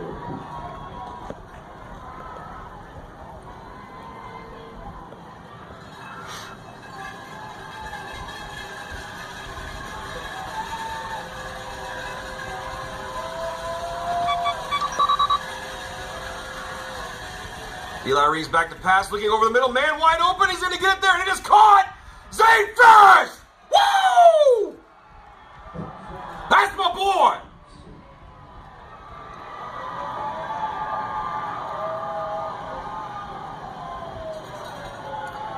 Touchdown, Lions. Eli Reeves with the touchdown pass to number 11, Zane Ferris. On the extra point for Trinity Christian, number 33, Tyler Matson.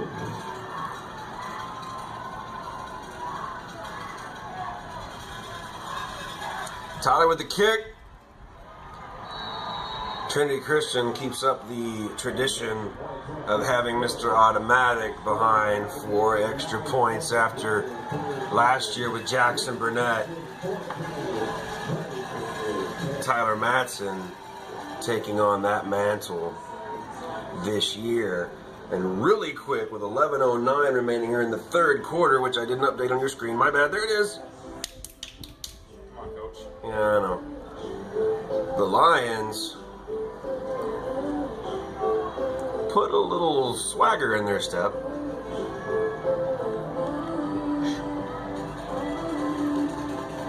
And get a little bit closer to the Warriors, 14-10. Thanks, Vic. You're welcome, brother. I bet you were surprised I remembered that name. Brother. Yeah, I told you Dylan was a wrestling guy.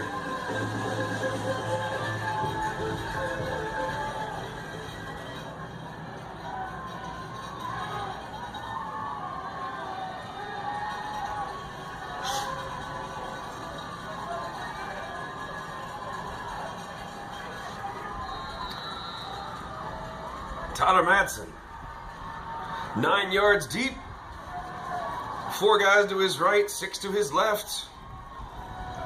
Comes at the ball, let's see what he does, and he is pooching it again. Again, that is not as far as he can kick, I promise you. Almost takes down number 10 in the back, and we finally get him down at the 40. They're going to say he's down at the Warrior 39. Number 10, Brady Jennison with the return for the Warriors. A little bit of momentum shift there, folks. We kind of need it. Well, I lost my total train of thought. If I was talking about something, guys, I'm sorry. I will admit a little bit of extra pride on that, as you all have heard me say many times. A couple of guys on the field, I consider my surrogate kids, and Zane Ferris being definitely one of those. And I had present company, including, for the most part, brother, that place sniffed out by Zach Anthony and Hunter Maston. So, I got a little bit of the butterflies after Zane caught that. That was awesome. On first down, number 30, Luke Thompson with the carry. Come on, guys, keep it up. Let's go. 2nd and 11. For the 2nd and 11.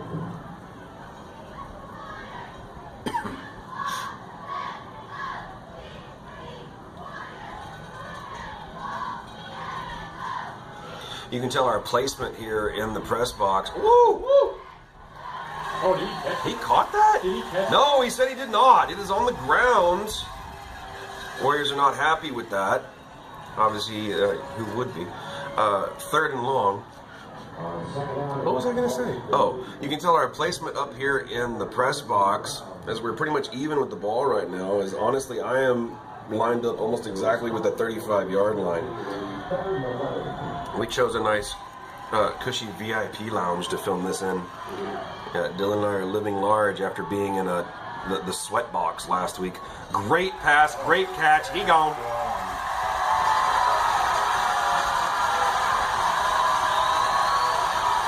And that is the strength of Liberty Christian and their spread offense. They can score quickly if you cannot cover on secondary.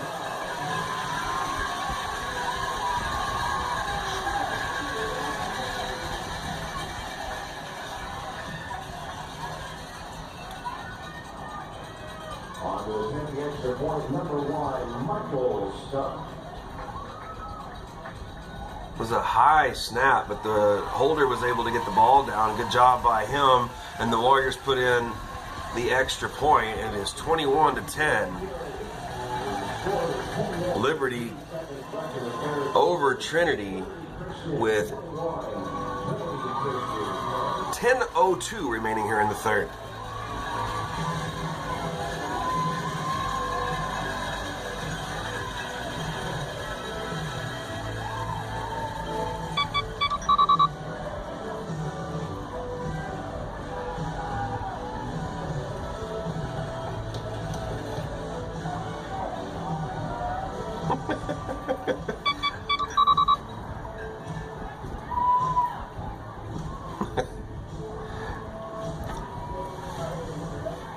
Sorry.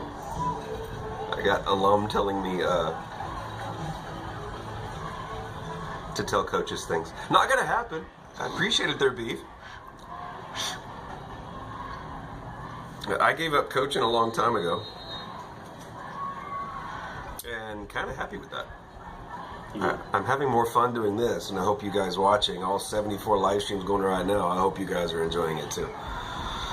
I try to make it fun regardless. And here's the kickoff. Nobody wants to kick the ball. I don't understand. Kick the ball. Benjamin Bruce, good catch, decent run, gets up to the 35-yard line. You can't ask for more than that from the kid. Does a good job there. He is going to break one this year. He's just too stinking fast.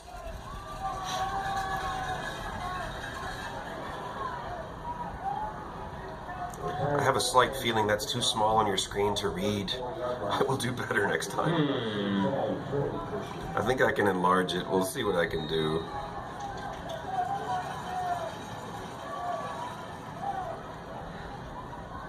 So let's see what the Lions have up their sleeve to counter that really fast Warrior touchdown.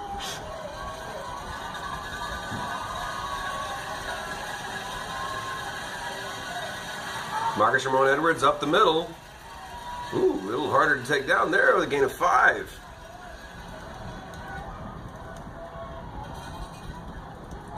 Give me a second, folks. I got to update Twitter. I'll be right back with you. Down to number 43, Carry goes for KF5, it'll be 75.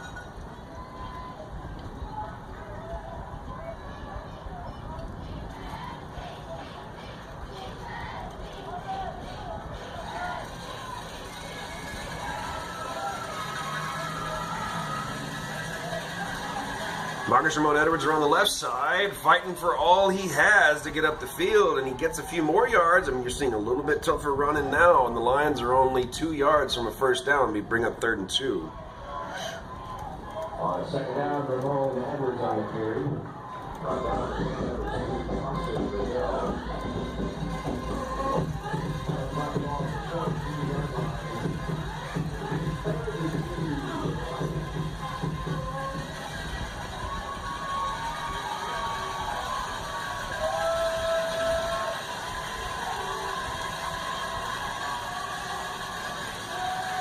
Eli Reeves under center, hard count.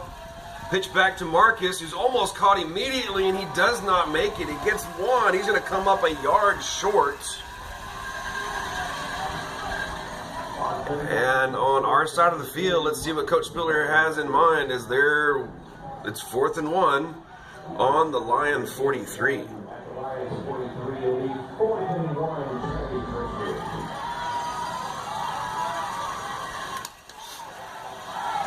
Oh, brother, it's going to be close. You got both linesmen coming in from the side. It's right on the sticks. We're going to see what they have to say. This is a huge decision right here. Whatever they come up with could be the game. Coach Spiller comes way out past the numbers. I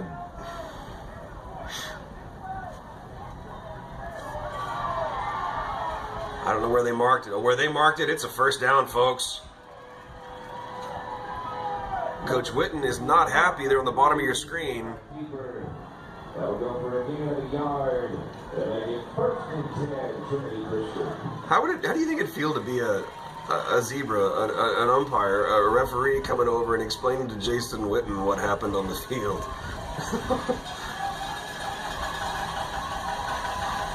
Like a kindergartner telling his teacher what to do. Oh, that'll probably be a false start since they blew it dead.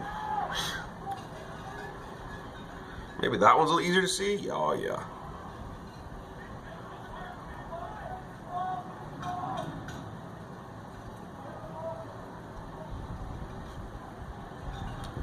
What are they saying there, D? They're just saying the zebras weren't ready? Yep. Wow. You got 22 kids on the field ready to play. And these guys, no, not yet. I didn't say ready.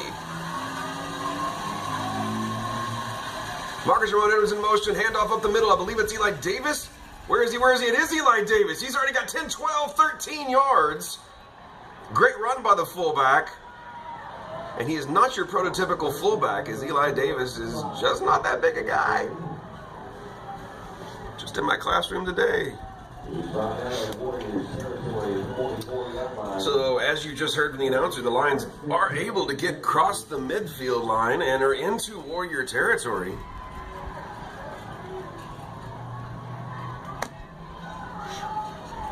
Clock running with 7:08, 7:07, 7:06 remaining here in the third.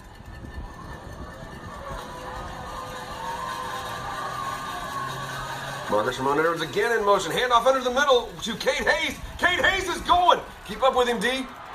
Woo! Cade Hayes just has to dish it to that kid before he knew he was going to get tackled. He lowered his shoulder and ran him over. Huge run by Cade Hayes, who was on my high school retreat team with Maggie Underwood being our lead, and Cade Hayes was Donald Trump. I won't say who was Joe Biden. That was me. He had purple hair. I was supposed to be white hair. It came out purple. I don't know why. And then all those walls were in the way, and I ran into them, but I could not find ice cream. Oh, no. Oh, that was not good. That's a fumble snap, guys. That's not good.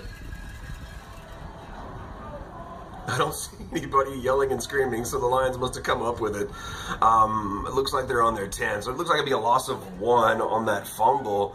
Hunter Maston thrown down unceremoniously and his helmet comes off, which means Hunter Maston's got to come off for a play unless the Lions call a timeout, which it does not look like they are going to do. So it is 2nd and goal. They cannot get a first down. The ball is on the 10-yard line. Huge plays by Eli Davis and Cade Hayes on this drive. Had a fumble snap there, which the Lions have been plagued by that in the last few weeks. Looking to pass. He's open in the end zone. Brady Scott! Caught! Touchdown! Woo! Do you imagine my other boy, Brady Scott, with the touchdown, the same spot that Zane Ferris caught the ball? And the Lions put 6-4 on the board.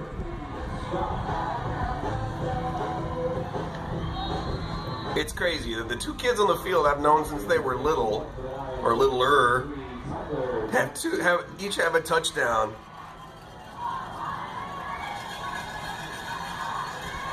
Tyler Madsen, the kick, and as I said before, Captain Automatic is good, but you have a flag down on the far side. She just signaled it's offside. They should decline that. We're going to let them have that.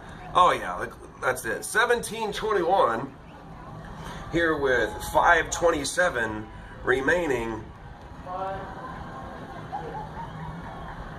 in the third quarter. Let me update Twitter. I'll be back with you here in just a second. I'll see if I can get that roster up on the screen. I'm not excited at all. Quit accusing me of that. I'll be right back with you.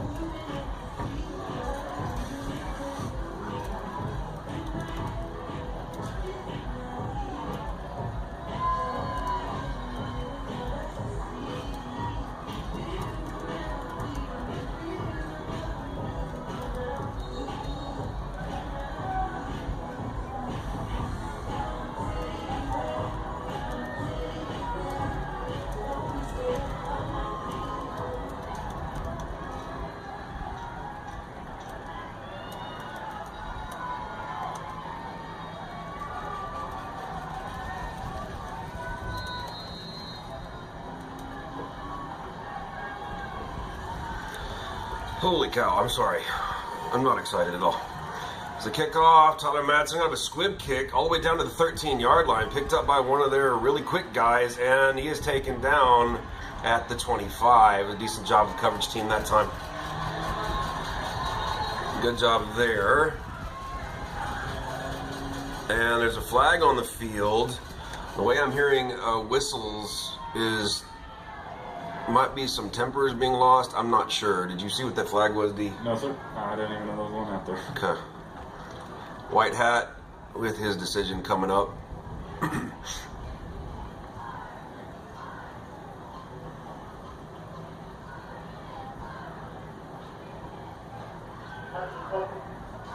Unsportsmanlike on Trinity.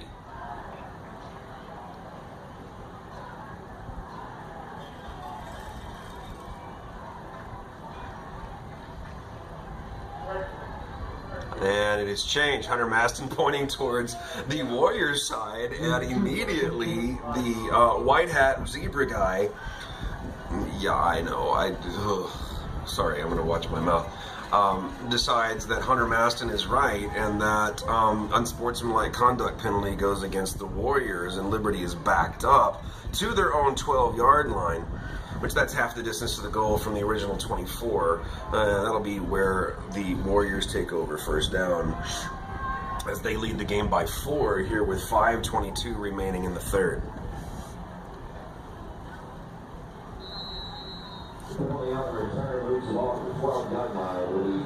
Twins left, split right. Quarterback looking to the side, seeing what Jason Wooden wants to do. Quarterback in the shotgun with his back offset. Now he moves into the pistol. And, well, he can't make up his mind. It had something to do with ammo and bang bangs.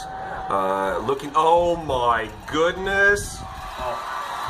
That cat was wide open, nobody within 20 yards of him, and if he had thrown that little inside towards the numbers, he could have walked into the end zone. Huge pass, huge catch, all the way down to the Warrior 49.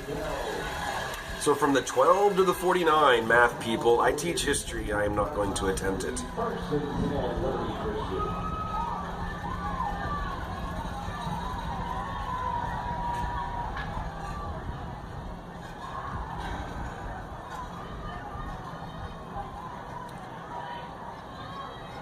Again, I love that Coach Spiller has scheduled really hard, for the most part, really hard pre-district opponents. No matter the outcome, it is going to benefit the Lions immensely.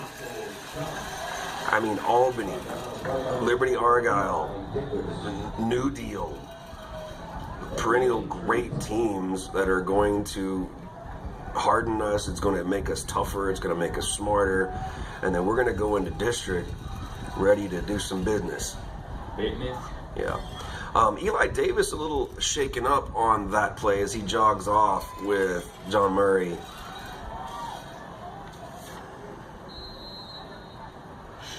And number 15 comes on the field, and I have, again, like I said last time, I have not memorized all the numbers yet. 15, that's Luke Peck. I call him Templeton. Those of y'all that grew up in the 80s know what I mean by that.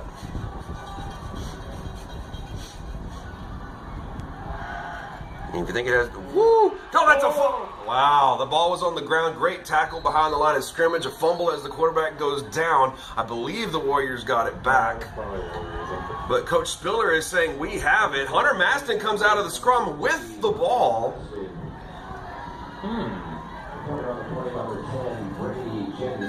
But apparently, zebras see other things. It looked like the quarterback actually fell on it. Yeah, they called it dead when he had it, and he probably just let go of it. So, a loss of about, math, 6 yards.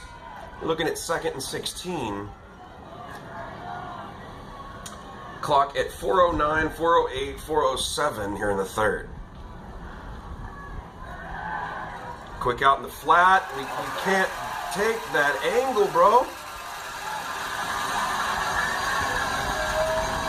Great pass, great catch by the Warriors there. You can see they've practiced that a million times.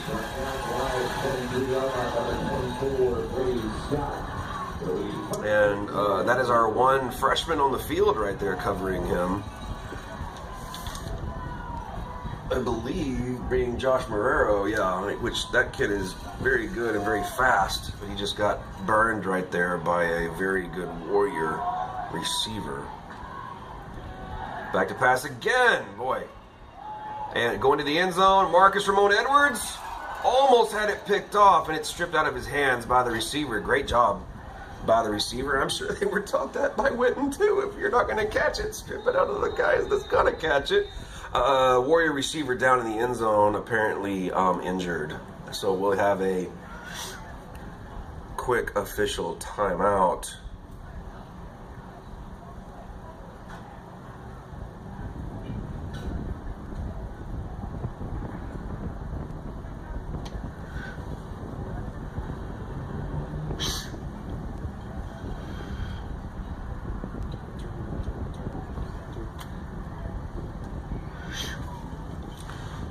Kind of funny, we're up here in this press box, and all the press boxes have walls to the right and left that are glass. I'm up here screaming and yelling like a banshee, and there's people a couple of boxes down just watching me smiling. That gotta be crazy.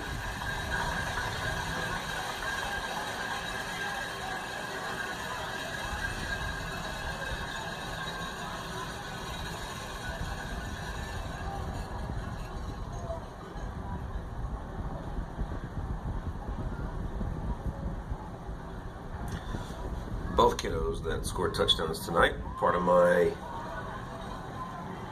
mission trip that I co-lead with Hope Sizemore to Phoenix, Arizona.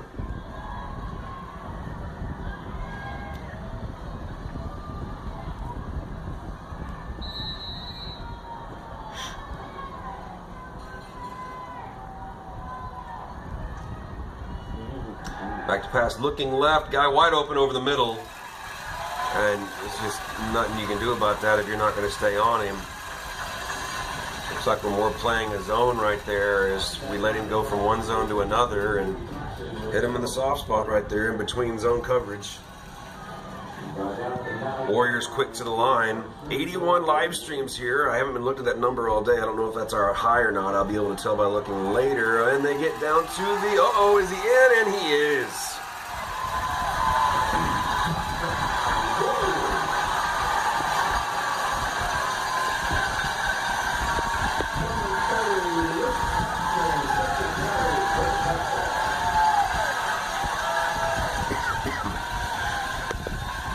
So we go from a first half where it's just defense stop after defensive stop after defensive stop, and now it's just trading turns back and forth scoring, and probably taking a couple years off my life.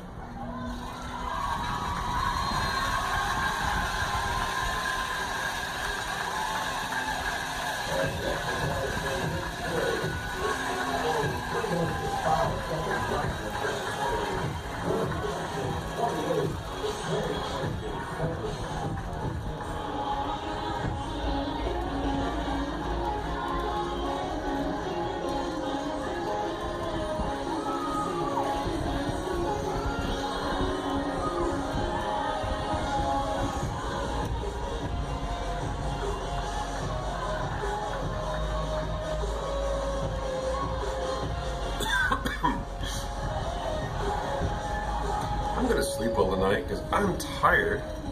I've been expending a little too much energy up here. Just a little bit. Just a little bit of energy. Alright, Lions, let's go.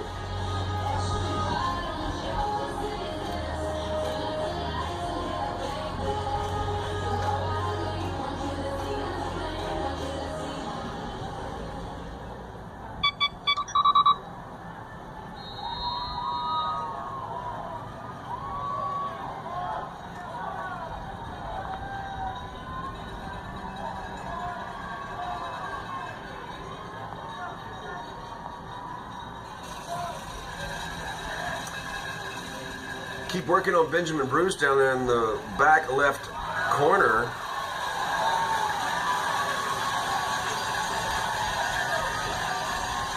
Kick return.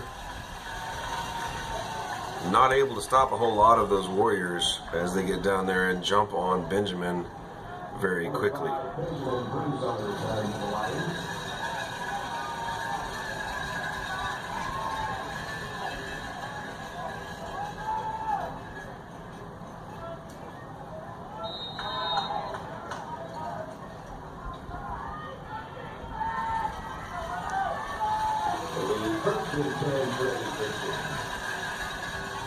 Eli Reeves, handoff to Marcus Ramon Edwards, has a little bit of room on the left side, gaining about 5, maybe 6, and now it looks like more like 5 up to the 30-yard line. 78, 75 live streams. How in the world do I lose 6 that quickly? Is the popcorn ready? Is the hungry man done in the microwave? Warrior hobbling off to the side.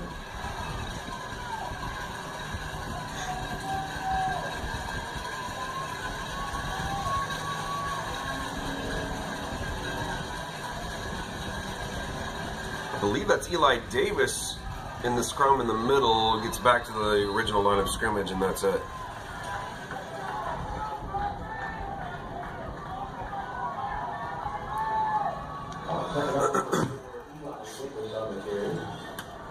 He's brought down from no game number 50, Max Saul.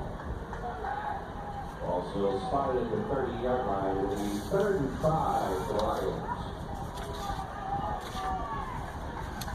Promised y'all some volleyball stuff, and I'll get to that at the end of this quarter. Big shout out to our volleyball girls.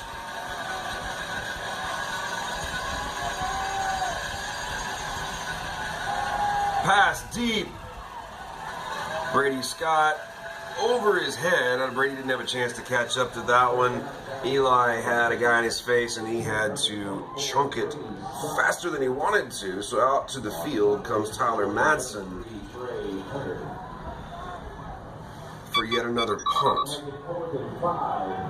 On the punt to the line, number 33, Tyler Madsen. And back deep to the Warriors, number 24, Tony Brown. And number 10, Brady Sanderson.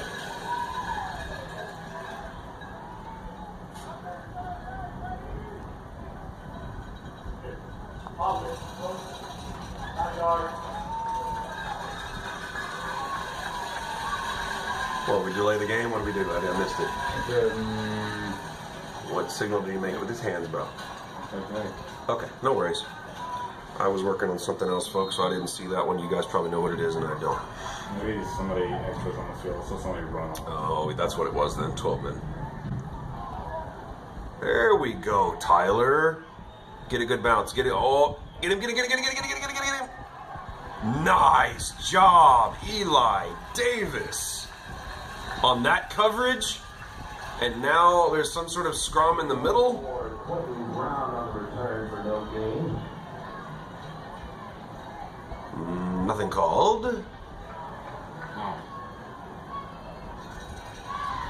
Coach Staten was very animated over there. I know he likes it when I mention him when he's animated. I know his folks like it when I mention him when he's animated. Was he animated? He was animated. Very animated. Very animated. Not like Bugs Bunny animated, but you know. Yeah. 28-yard line, the first and 10 for Houston.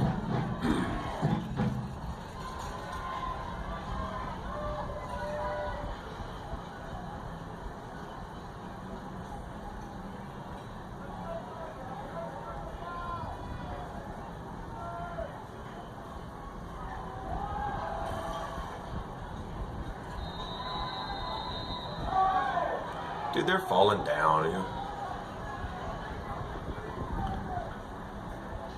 I love the people like, oh, when they fall down after the whistle. It's like, what, you can stop on a dime? Okay. Warriors quickly back up to the line. First down with 30, Thompson on the carry. His second turn. Looking to pass, guy open over the middle, and he's wow, big sack behind the line. Hunter Maston. Didn't I just say that? I'm just not even understand the announcer today. He does a good job. I shouldn't be making fun of him. Clock running, 24, 23, 22 seconds remaining here in the third. Game has slowed down greatly.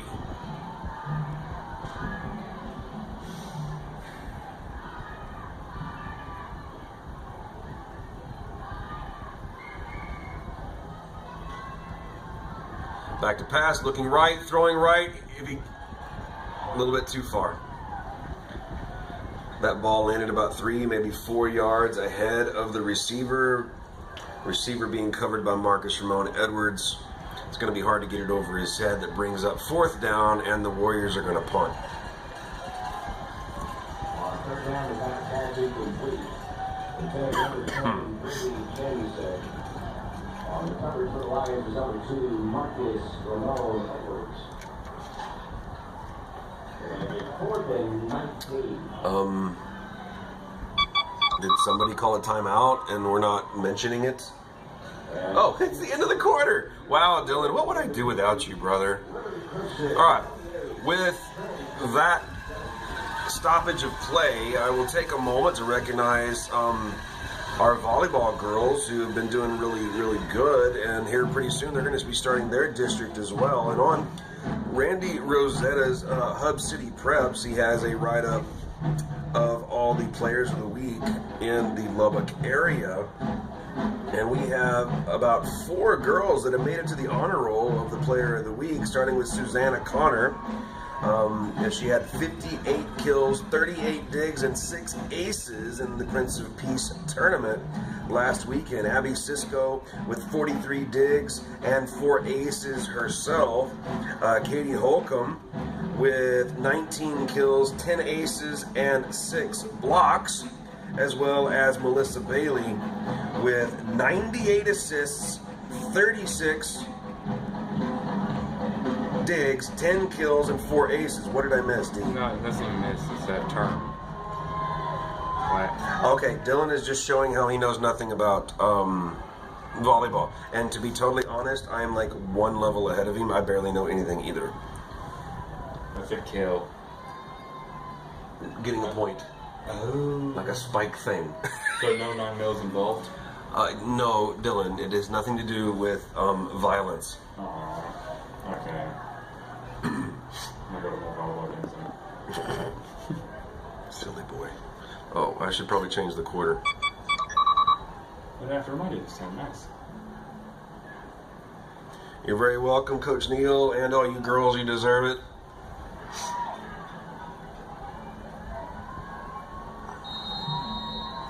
So here we go. We're going to try this again as the Warriors are punting from their own 10. Marcus Ramon Edwards back to receive it. Catches it at his own 48 and is already up to the Warrior 37. So very short field for the Lions upcoming here after a decent defensive stance. And the Lions looking to at least cut this to a one-score game as they are down 9. Is that 9? That's 11, Curtis. I teach history. 36-yard line. First and 10.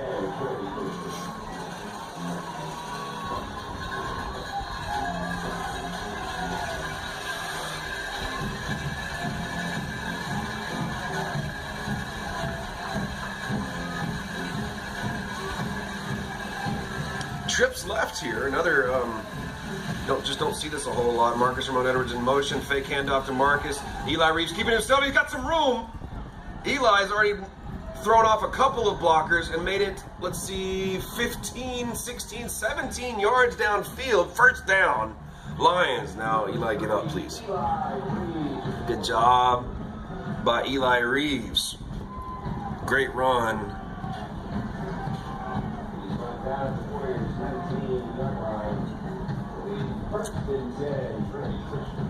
I believe that Trinity Christian Sports here on YouTube is going to be getting very busy here, as there are a lot of games that I'm going to be able to do, both football and volleyball. I think we have a trip coming up where the volleyball is heading to Dallas-Fort Worth area, where we'll be playing a couple of district foes and might even get a football game in on that trip as well. So it's going to be super busy. Eli Reeves running into his own guy, Eli Davis, and then Eli Reeves is sacked for about a 4-yard loss. Then a flag comes down. It's a strange placement. Let's see what it is. She's pointing at the Warriors.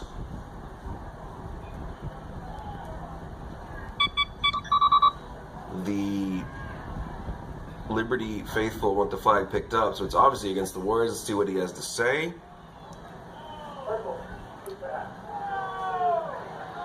Personal foul face mask on the Warriors on that tackle on Eli Reeves. He seems to have a habit of picking up face mask calls.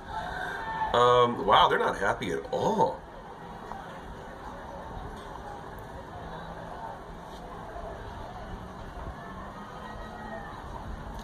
Hey, big news as I get yet another text from a Trinity Christian alum, a guy who I seem to call out on a weekly basis, Davis Reeves. And yes, I'm saying Davis Reeves on purpose this time. I'll tell you what he said after this play. Draw looks like, kind of, to Marcus Ramon Edwards, not really taking a very good care of the ball there. Goes forward for about 4 yards. Well, Davis let me know that Wheaton College, where Davis and Clayton play football, will be playing in San Antonio tomorrow. And that would, obviously, that team includes 2 Trinity Christian football alumni. Both as Davis puts it, both big Reeves boys, as the youngest Reeves boy is on the field here in front of us, number 3, the quarterback. So Wheaton will be in San Antonio. Marcus Ramon Edwards around the outside, flag in the backfield, saying Marcus went out at the 3-yard line, but that flag is not in a good spot. 83 live streams going right now. Let's see what White Hat has to say.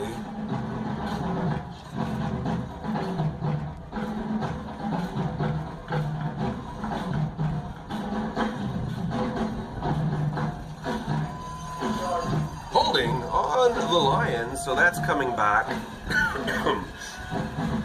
So again, 84 live streams. Hey, we hit our high for the day, I believe. So as to what Davis was saying, so if you're at home and you're bored, maybe you can get on the internet and be able to find a live stream somewhere of Wheaton College playing in San Antonio tomorrow, and you'll see two Trinity Christian alums playing. I'm going to give that a shot tomorrow, that's for sure. Thank you, Davis, for that info. You and Clayton, feel free to let me know when and where you guys are playing, and if you know of a live stream, please text that to me, brother. Eli Reeves back to pass, looking right, throwing over to Marcus, and is knocked away from him at the last second. That was a good defensive play. That was not pass interference. If anybody was wondering, it was great timing on a part of the Warrior secondary.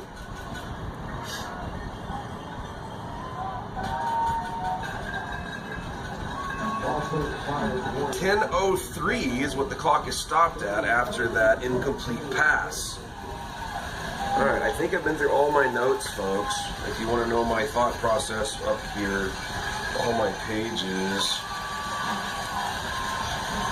Oh, we did figure out homecoming, and I'll tell you that in a second. Eli Reeves back to pass, looking left. Man in his face. He gets one guy off him, the second guy off him, throws it, and incomplete. He was looking to get it to Josh Marrero. Josh Marrero, number 10, over the middle. There is a flag, and where it is, it's probably going to be another face mask, as Eli is tough to bring down. If I can find this page. There it is. What you got there, bro?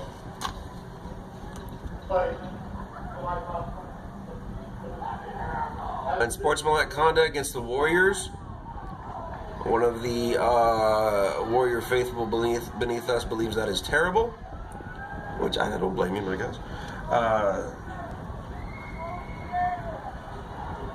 Trinity Christian Homecoming is coming up on September 30th. That is our game against Denver City. This will be the first time, to my knowledge, that the football team has played the Mustangs. I know baseball's played the Mustangs many, many times. So if you were wondering about homecoming, go and scribble September 30th in on your calendars. It'll be a big pep rally the day before, big homecoming festivities. Marcus Ramon Edwards into the end zone, touchdown, his 7th touchdown of the year. And this game just keeps going crazy.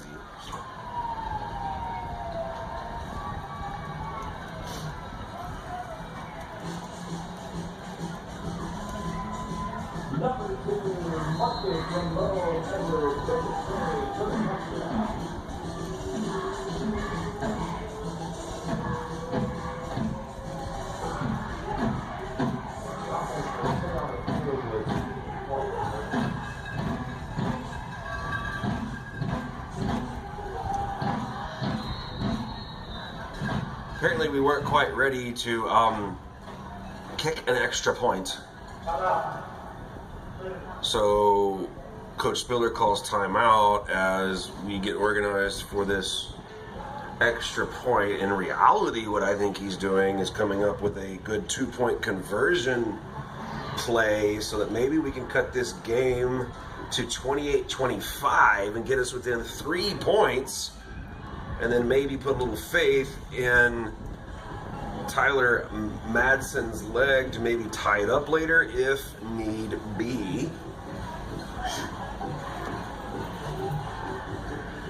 If you could just see in here as Dylan was dancing the Cotton-Eyed Joe. I am scarred. Shouldn't say that, my son loves that.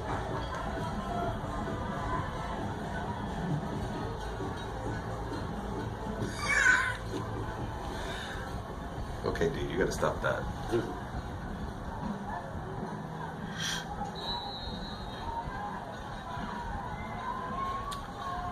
Hurry into the line. Eli Reeves under center. Power eye look behind him.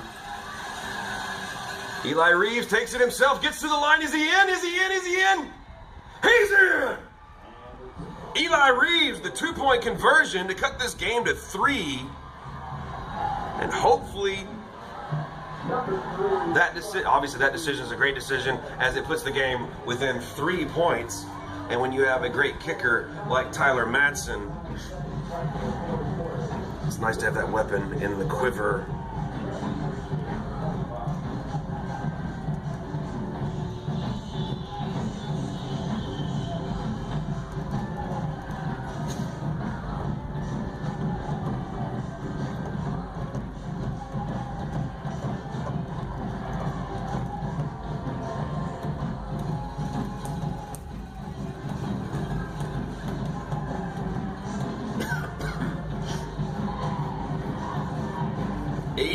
Live streams. I think that's our high for football this year.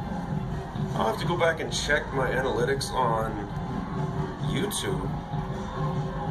But that may be the high right there. That's awesome.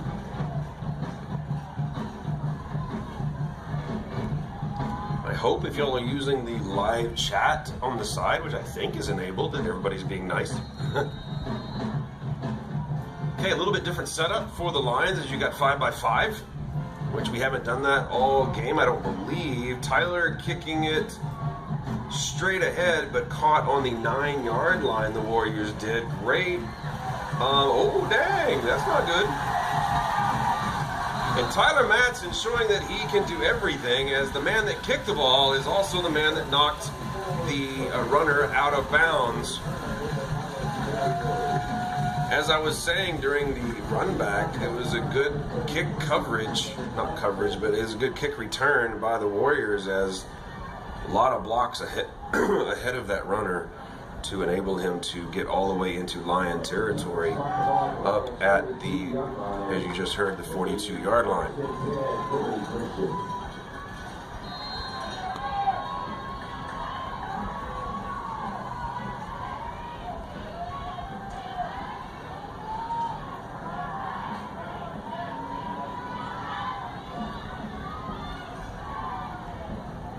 Jason Witten there in the bottom left corner of your screen in the white hat,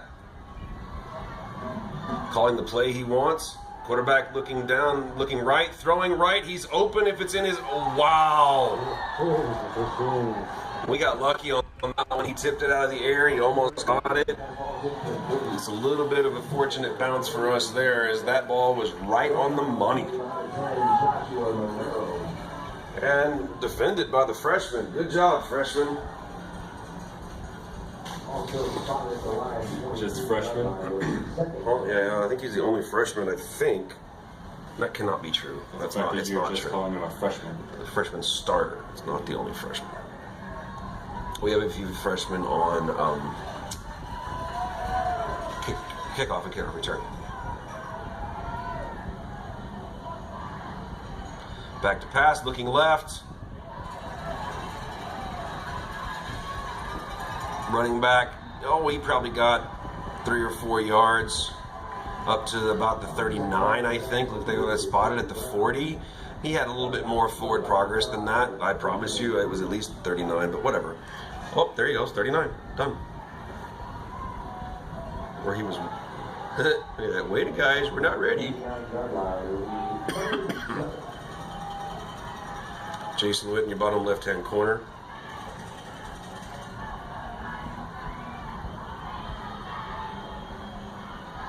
Back to pass, going deep is number 10. Almost picked off by Cade Hayes here in the bottom of your screen. Pass ball's incomplete. There number 24 is Quentin Brown. Looking up on the play by number 8, Cade Hayes. The will still stop the ball for 39-yard line. It will be 4th and 7. And the offense switched back the field. 4th and long. Warriors definitely have the ability to do this. Guy's open in the flat. He's going to throw it in the flat. He's open in the flat. He caught it in the flat. It's a first down in the flat. Oh my goodness. It's not really the flat, it's really more 10 yards down the field. I don't understand how you let that be open. They've done that all game.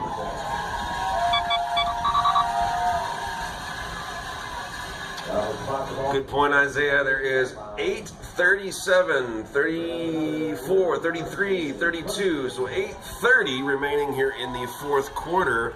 First down, Warriors on the Lion 28. Taking their time. Quarterback looking over to the coach, see what to run, Quarterback keep. Kind of a quarterback lead right there as he follows his fullback off right tackle.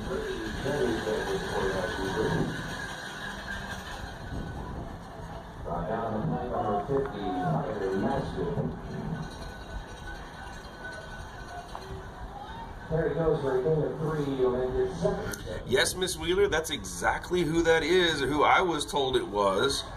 We're talking about the actual former, in my opinion, the best tight end the Cowboys ever had, Jason Witten. You could make a argument for Novacek, but I think Witten probably takes the cake. And I was a huge fan, still am a huge fan. Quarterback able to get off the corner. Easy, easy, easy, guys. Good job. Good job. Lions keeping their wits about them. The quarterback scrambles for about a 13-yard run. First down for the Warriors at the Lion 12. The Lions 12, not Lions. Will they get first and 10? Liberty first.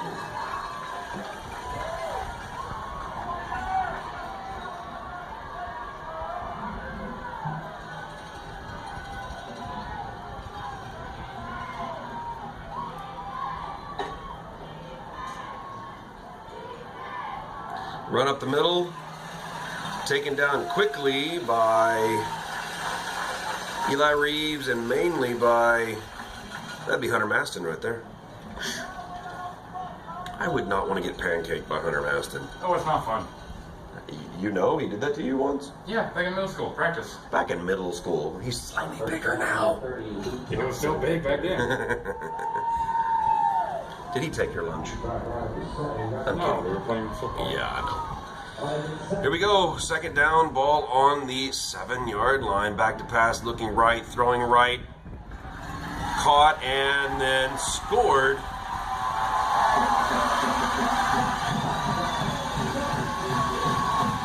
Warriors retake their lead. Or widen their lead, I guess I should say. 34-25 with the extra point coming up.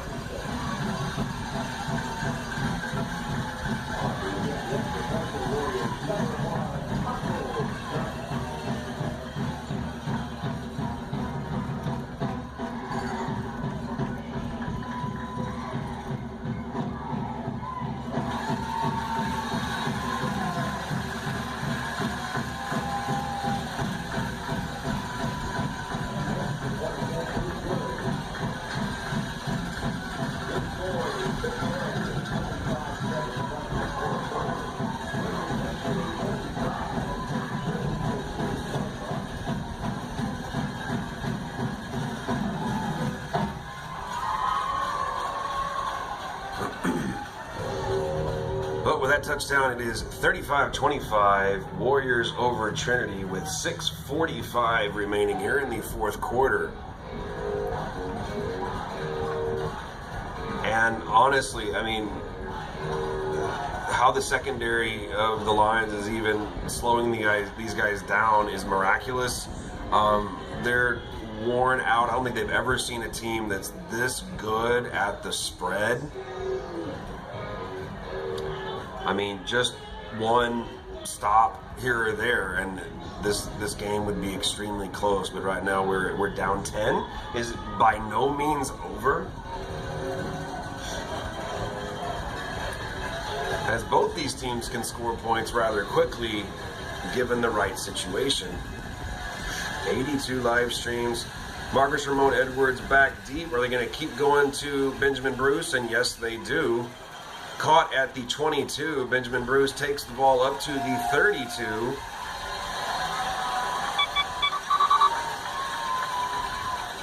On the return to the line, number 5, Benjamin Bruce.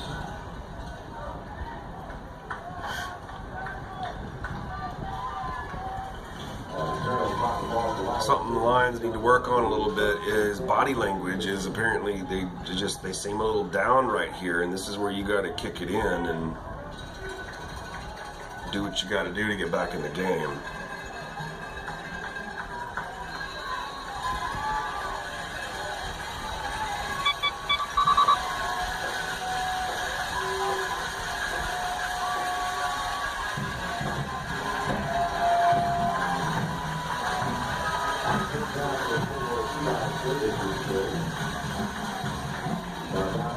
Loss of 1 on that one. Sorry folks, I'm dealing with a few texts here.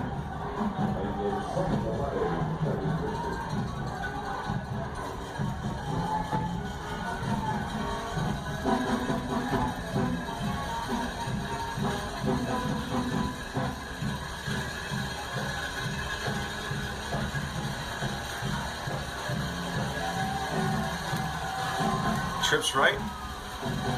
Marcus Edwards in motion. Fake handoff to Marcus. Eli looking deep and throws it to Moreau and misses. A little bit out of his way. We're looking at 3rd and long here.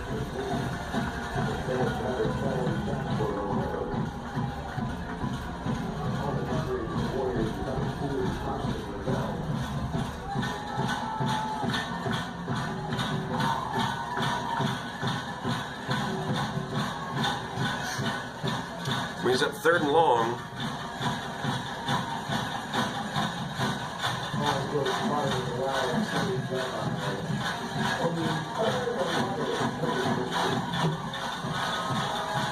This is, well, 6 minutes left, so it's still not out of the marbles yet. Good pass to Marcus, who didn't have a chance. He actually lost another yard on that. That'll bring up 4th and long and another punt by Tyler Madsen.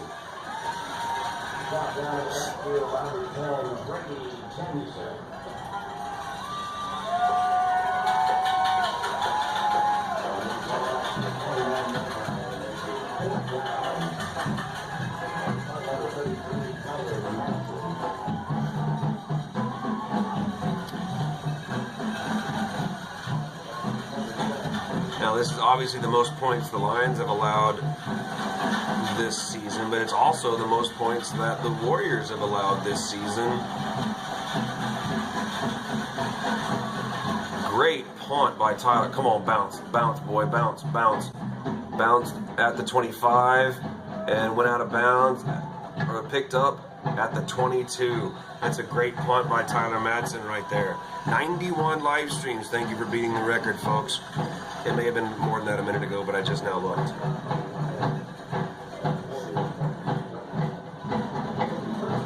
The drums are loud.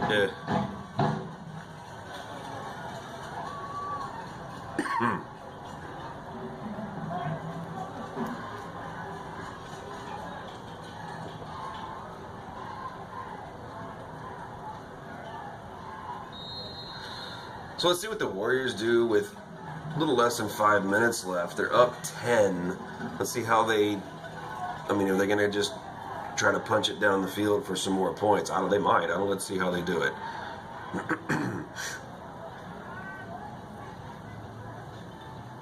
They seem to be doing their best to use up all the play clock. And then as a quarterback lead off right guard. So it looks like they're going to try to run out the clock here. The Lions have 2 timeouts left. The Warriors have 3. Both teams content with the clock running as it sits right now. It's at 4:20, 4:19, 4:18 remaining in the 4th.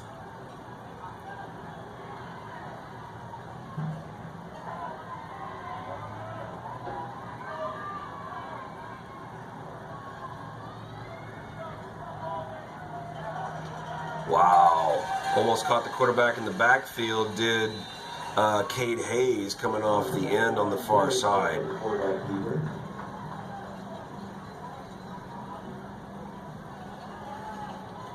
Brought down at the Warriors 33-yard line.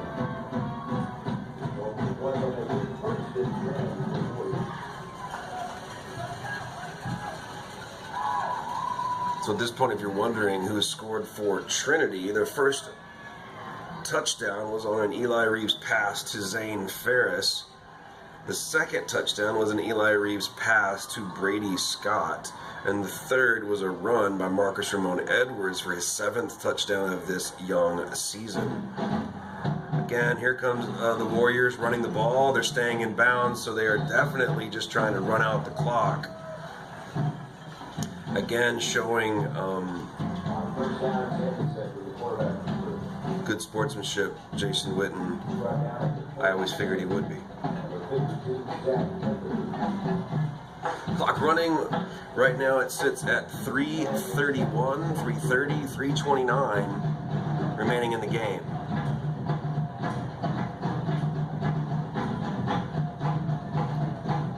I mean, they've got they got 24 cheerleaders. They've got 18 or 19 pom girls. They've got an entire orchestra. They got the 1, 2, 3, 4, 7, 8, 9 or 10 folks on drums, which is, I'm sure you've noticed. I mean, as for parents that are here, it's almost equal on both sides, and Liberty might have a few more than Trinity does. If you see the sideline, like right here, you can see the sheer numbers that Liberty has on their team. I mean, it looks like there's probably about 50 kids on Liberty's squad. Now, there's a decent chance a good handful of those are just JV guys, and they'll be playing tomorrow against Trinity Christian's JV. You notice Coach Witten's just keeping the ball on the ground here. Like I said, running out the clock. Here we are at 2:18, 2:17, 2:16 in the fourth. And there he goes for a gain of 5, and went to 7-5 for the Warriors.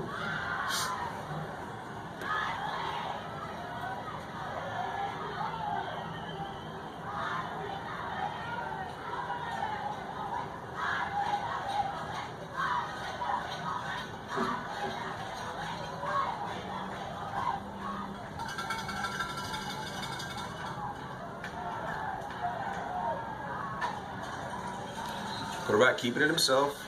Holy cow, what is going on right here at the bottom of your screen?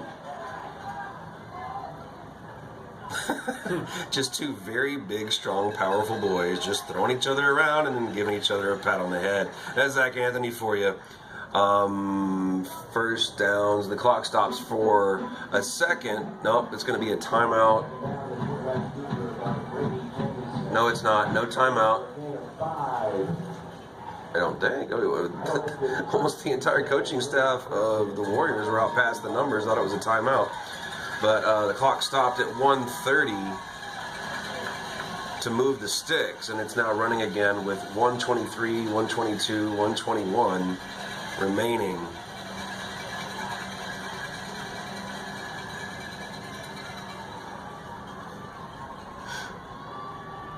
And they're using up as much time as they can on the play clock. Great play, great snip. Oh, Brady Scott. Taking down the quarterback behind the line, loss of about 2. Brady had that play sniffed up from its beginning. Great tackle. Clock running, 50 seconds remaining.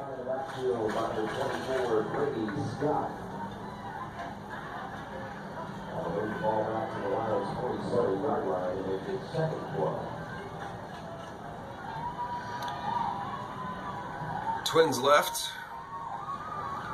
A little wing back to the right, getting down to 10 seconds remaining on the play clock. I would expect him to go at least 5 more seconds before he runs the play, or Coach Witten's going to call timeout. No, here we go. And he downs the ball with 20 seconds remaining, and that's the game, folks.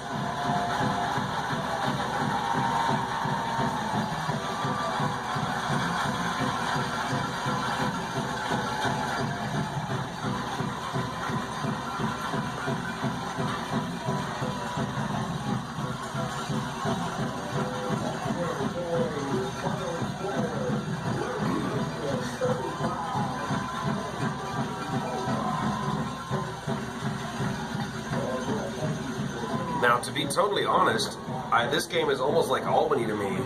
I mean, look at all the numbers that you're seeing on the screen in front of you as Liberty has many, many, many more kids to pull from to make a football team, and the fact that we hung with them the entire game just shows how strong we're going to be in this upcoming district schedule. Losing by 10 to this team is not bad. Losing by 10 to this team is encouraging. It is a learning opportunity.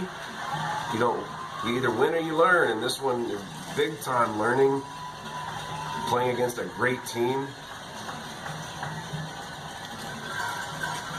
and having the opportunity to play against such great teams like this is just going to make this team that much better and that much more ready for bigger games that actually mean a lot down the road. And now for one of my favorite parts of being a teacher and a coach at Trinity and at a Christian school here in Texas is the fact that you can do this right here. Of course, a lot of people do it in Texas anyway because we live in Texas.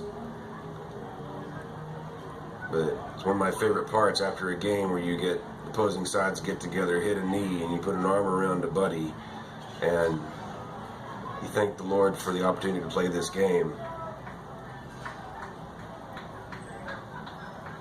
and to live in a free country. As weird as it is right now, Texas is still the best place to be. Great food. See all the arms. Love it. I want to say thank you again for staying with us, for tuning in to Trinity Christian Sports here on YouTube. Thank you all so much. Trinity Christian is the best. You guys are the best. Thank you so much for all your kind words the last week. As I've said before, I am a words of affirmation guy, and you guys have been awesome at coming by and saying how much you enjoy the live stream and listening to my insane antics. I'm glad you enjoy it. I have a ton of fun doing this for you. I'm going to leave it on here until both schools' songs are over with. And then Dylan and I are going to pack up and head down to meet up with the team. Again, I believe the next time I will be with you, it will be on Tuesday, as I will be heading down to Brownfield with the volleyball team to face the Cubs. And some of the last few little matchups, that's not true. Tuesday is Plainview. I'm sorry, all the volleyball girls are like, that's not right. We're going to Plainview on Tuesday. Some of the last few matches here in the next few days to prepare for district. Tomorrow's Brownfield. Tuesday is Plainview.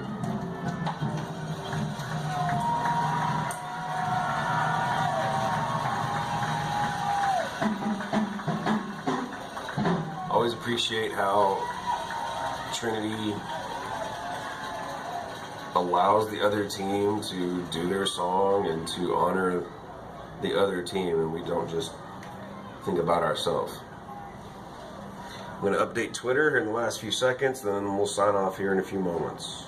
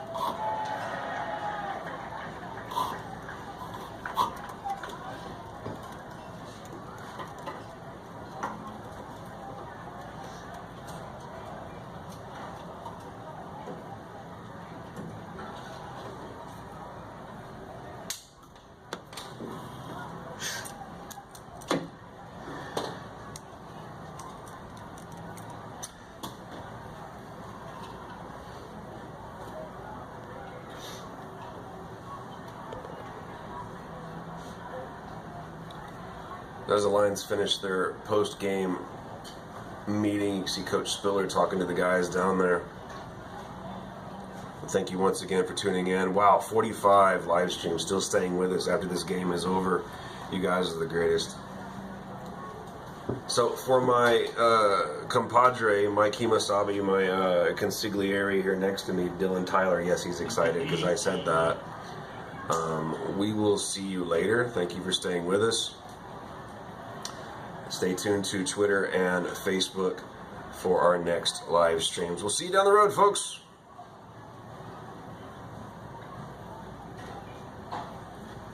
Turn the lights.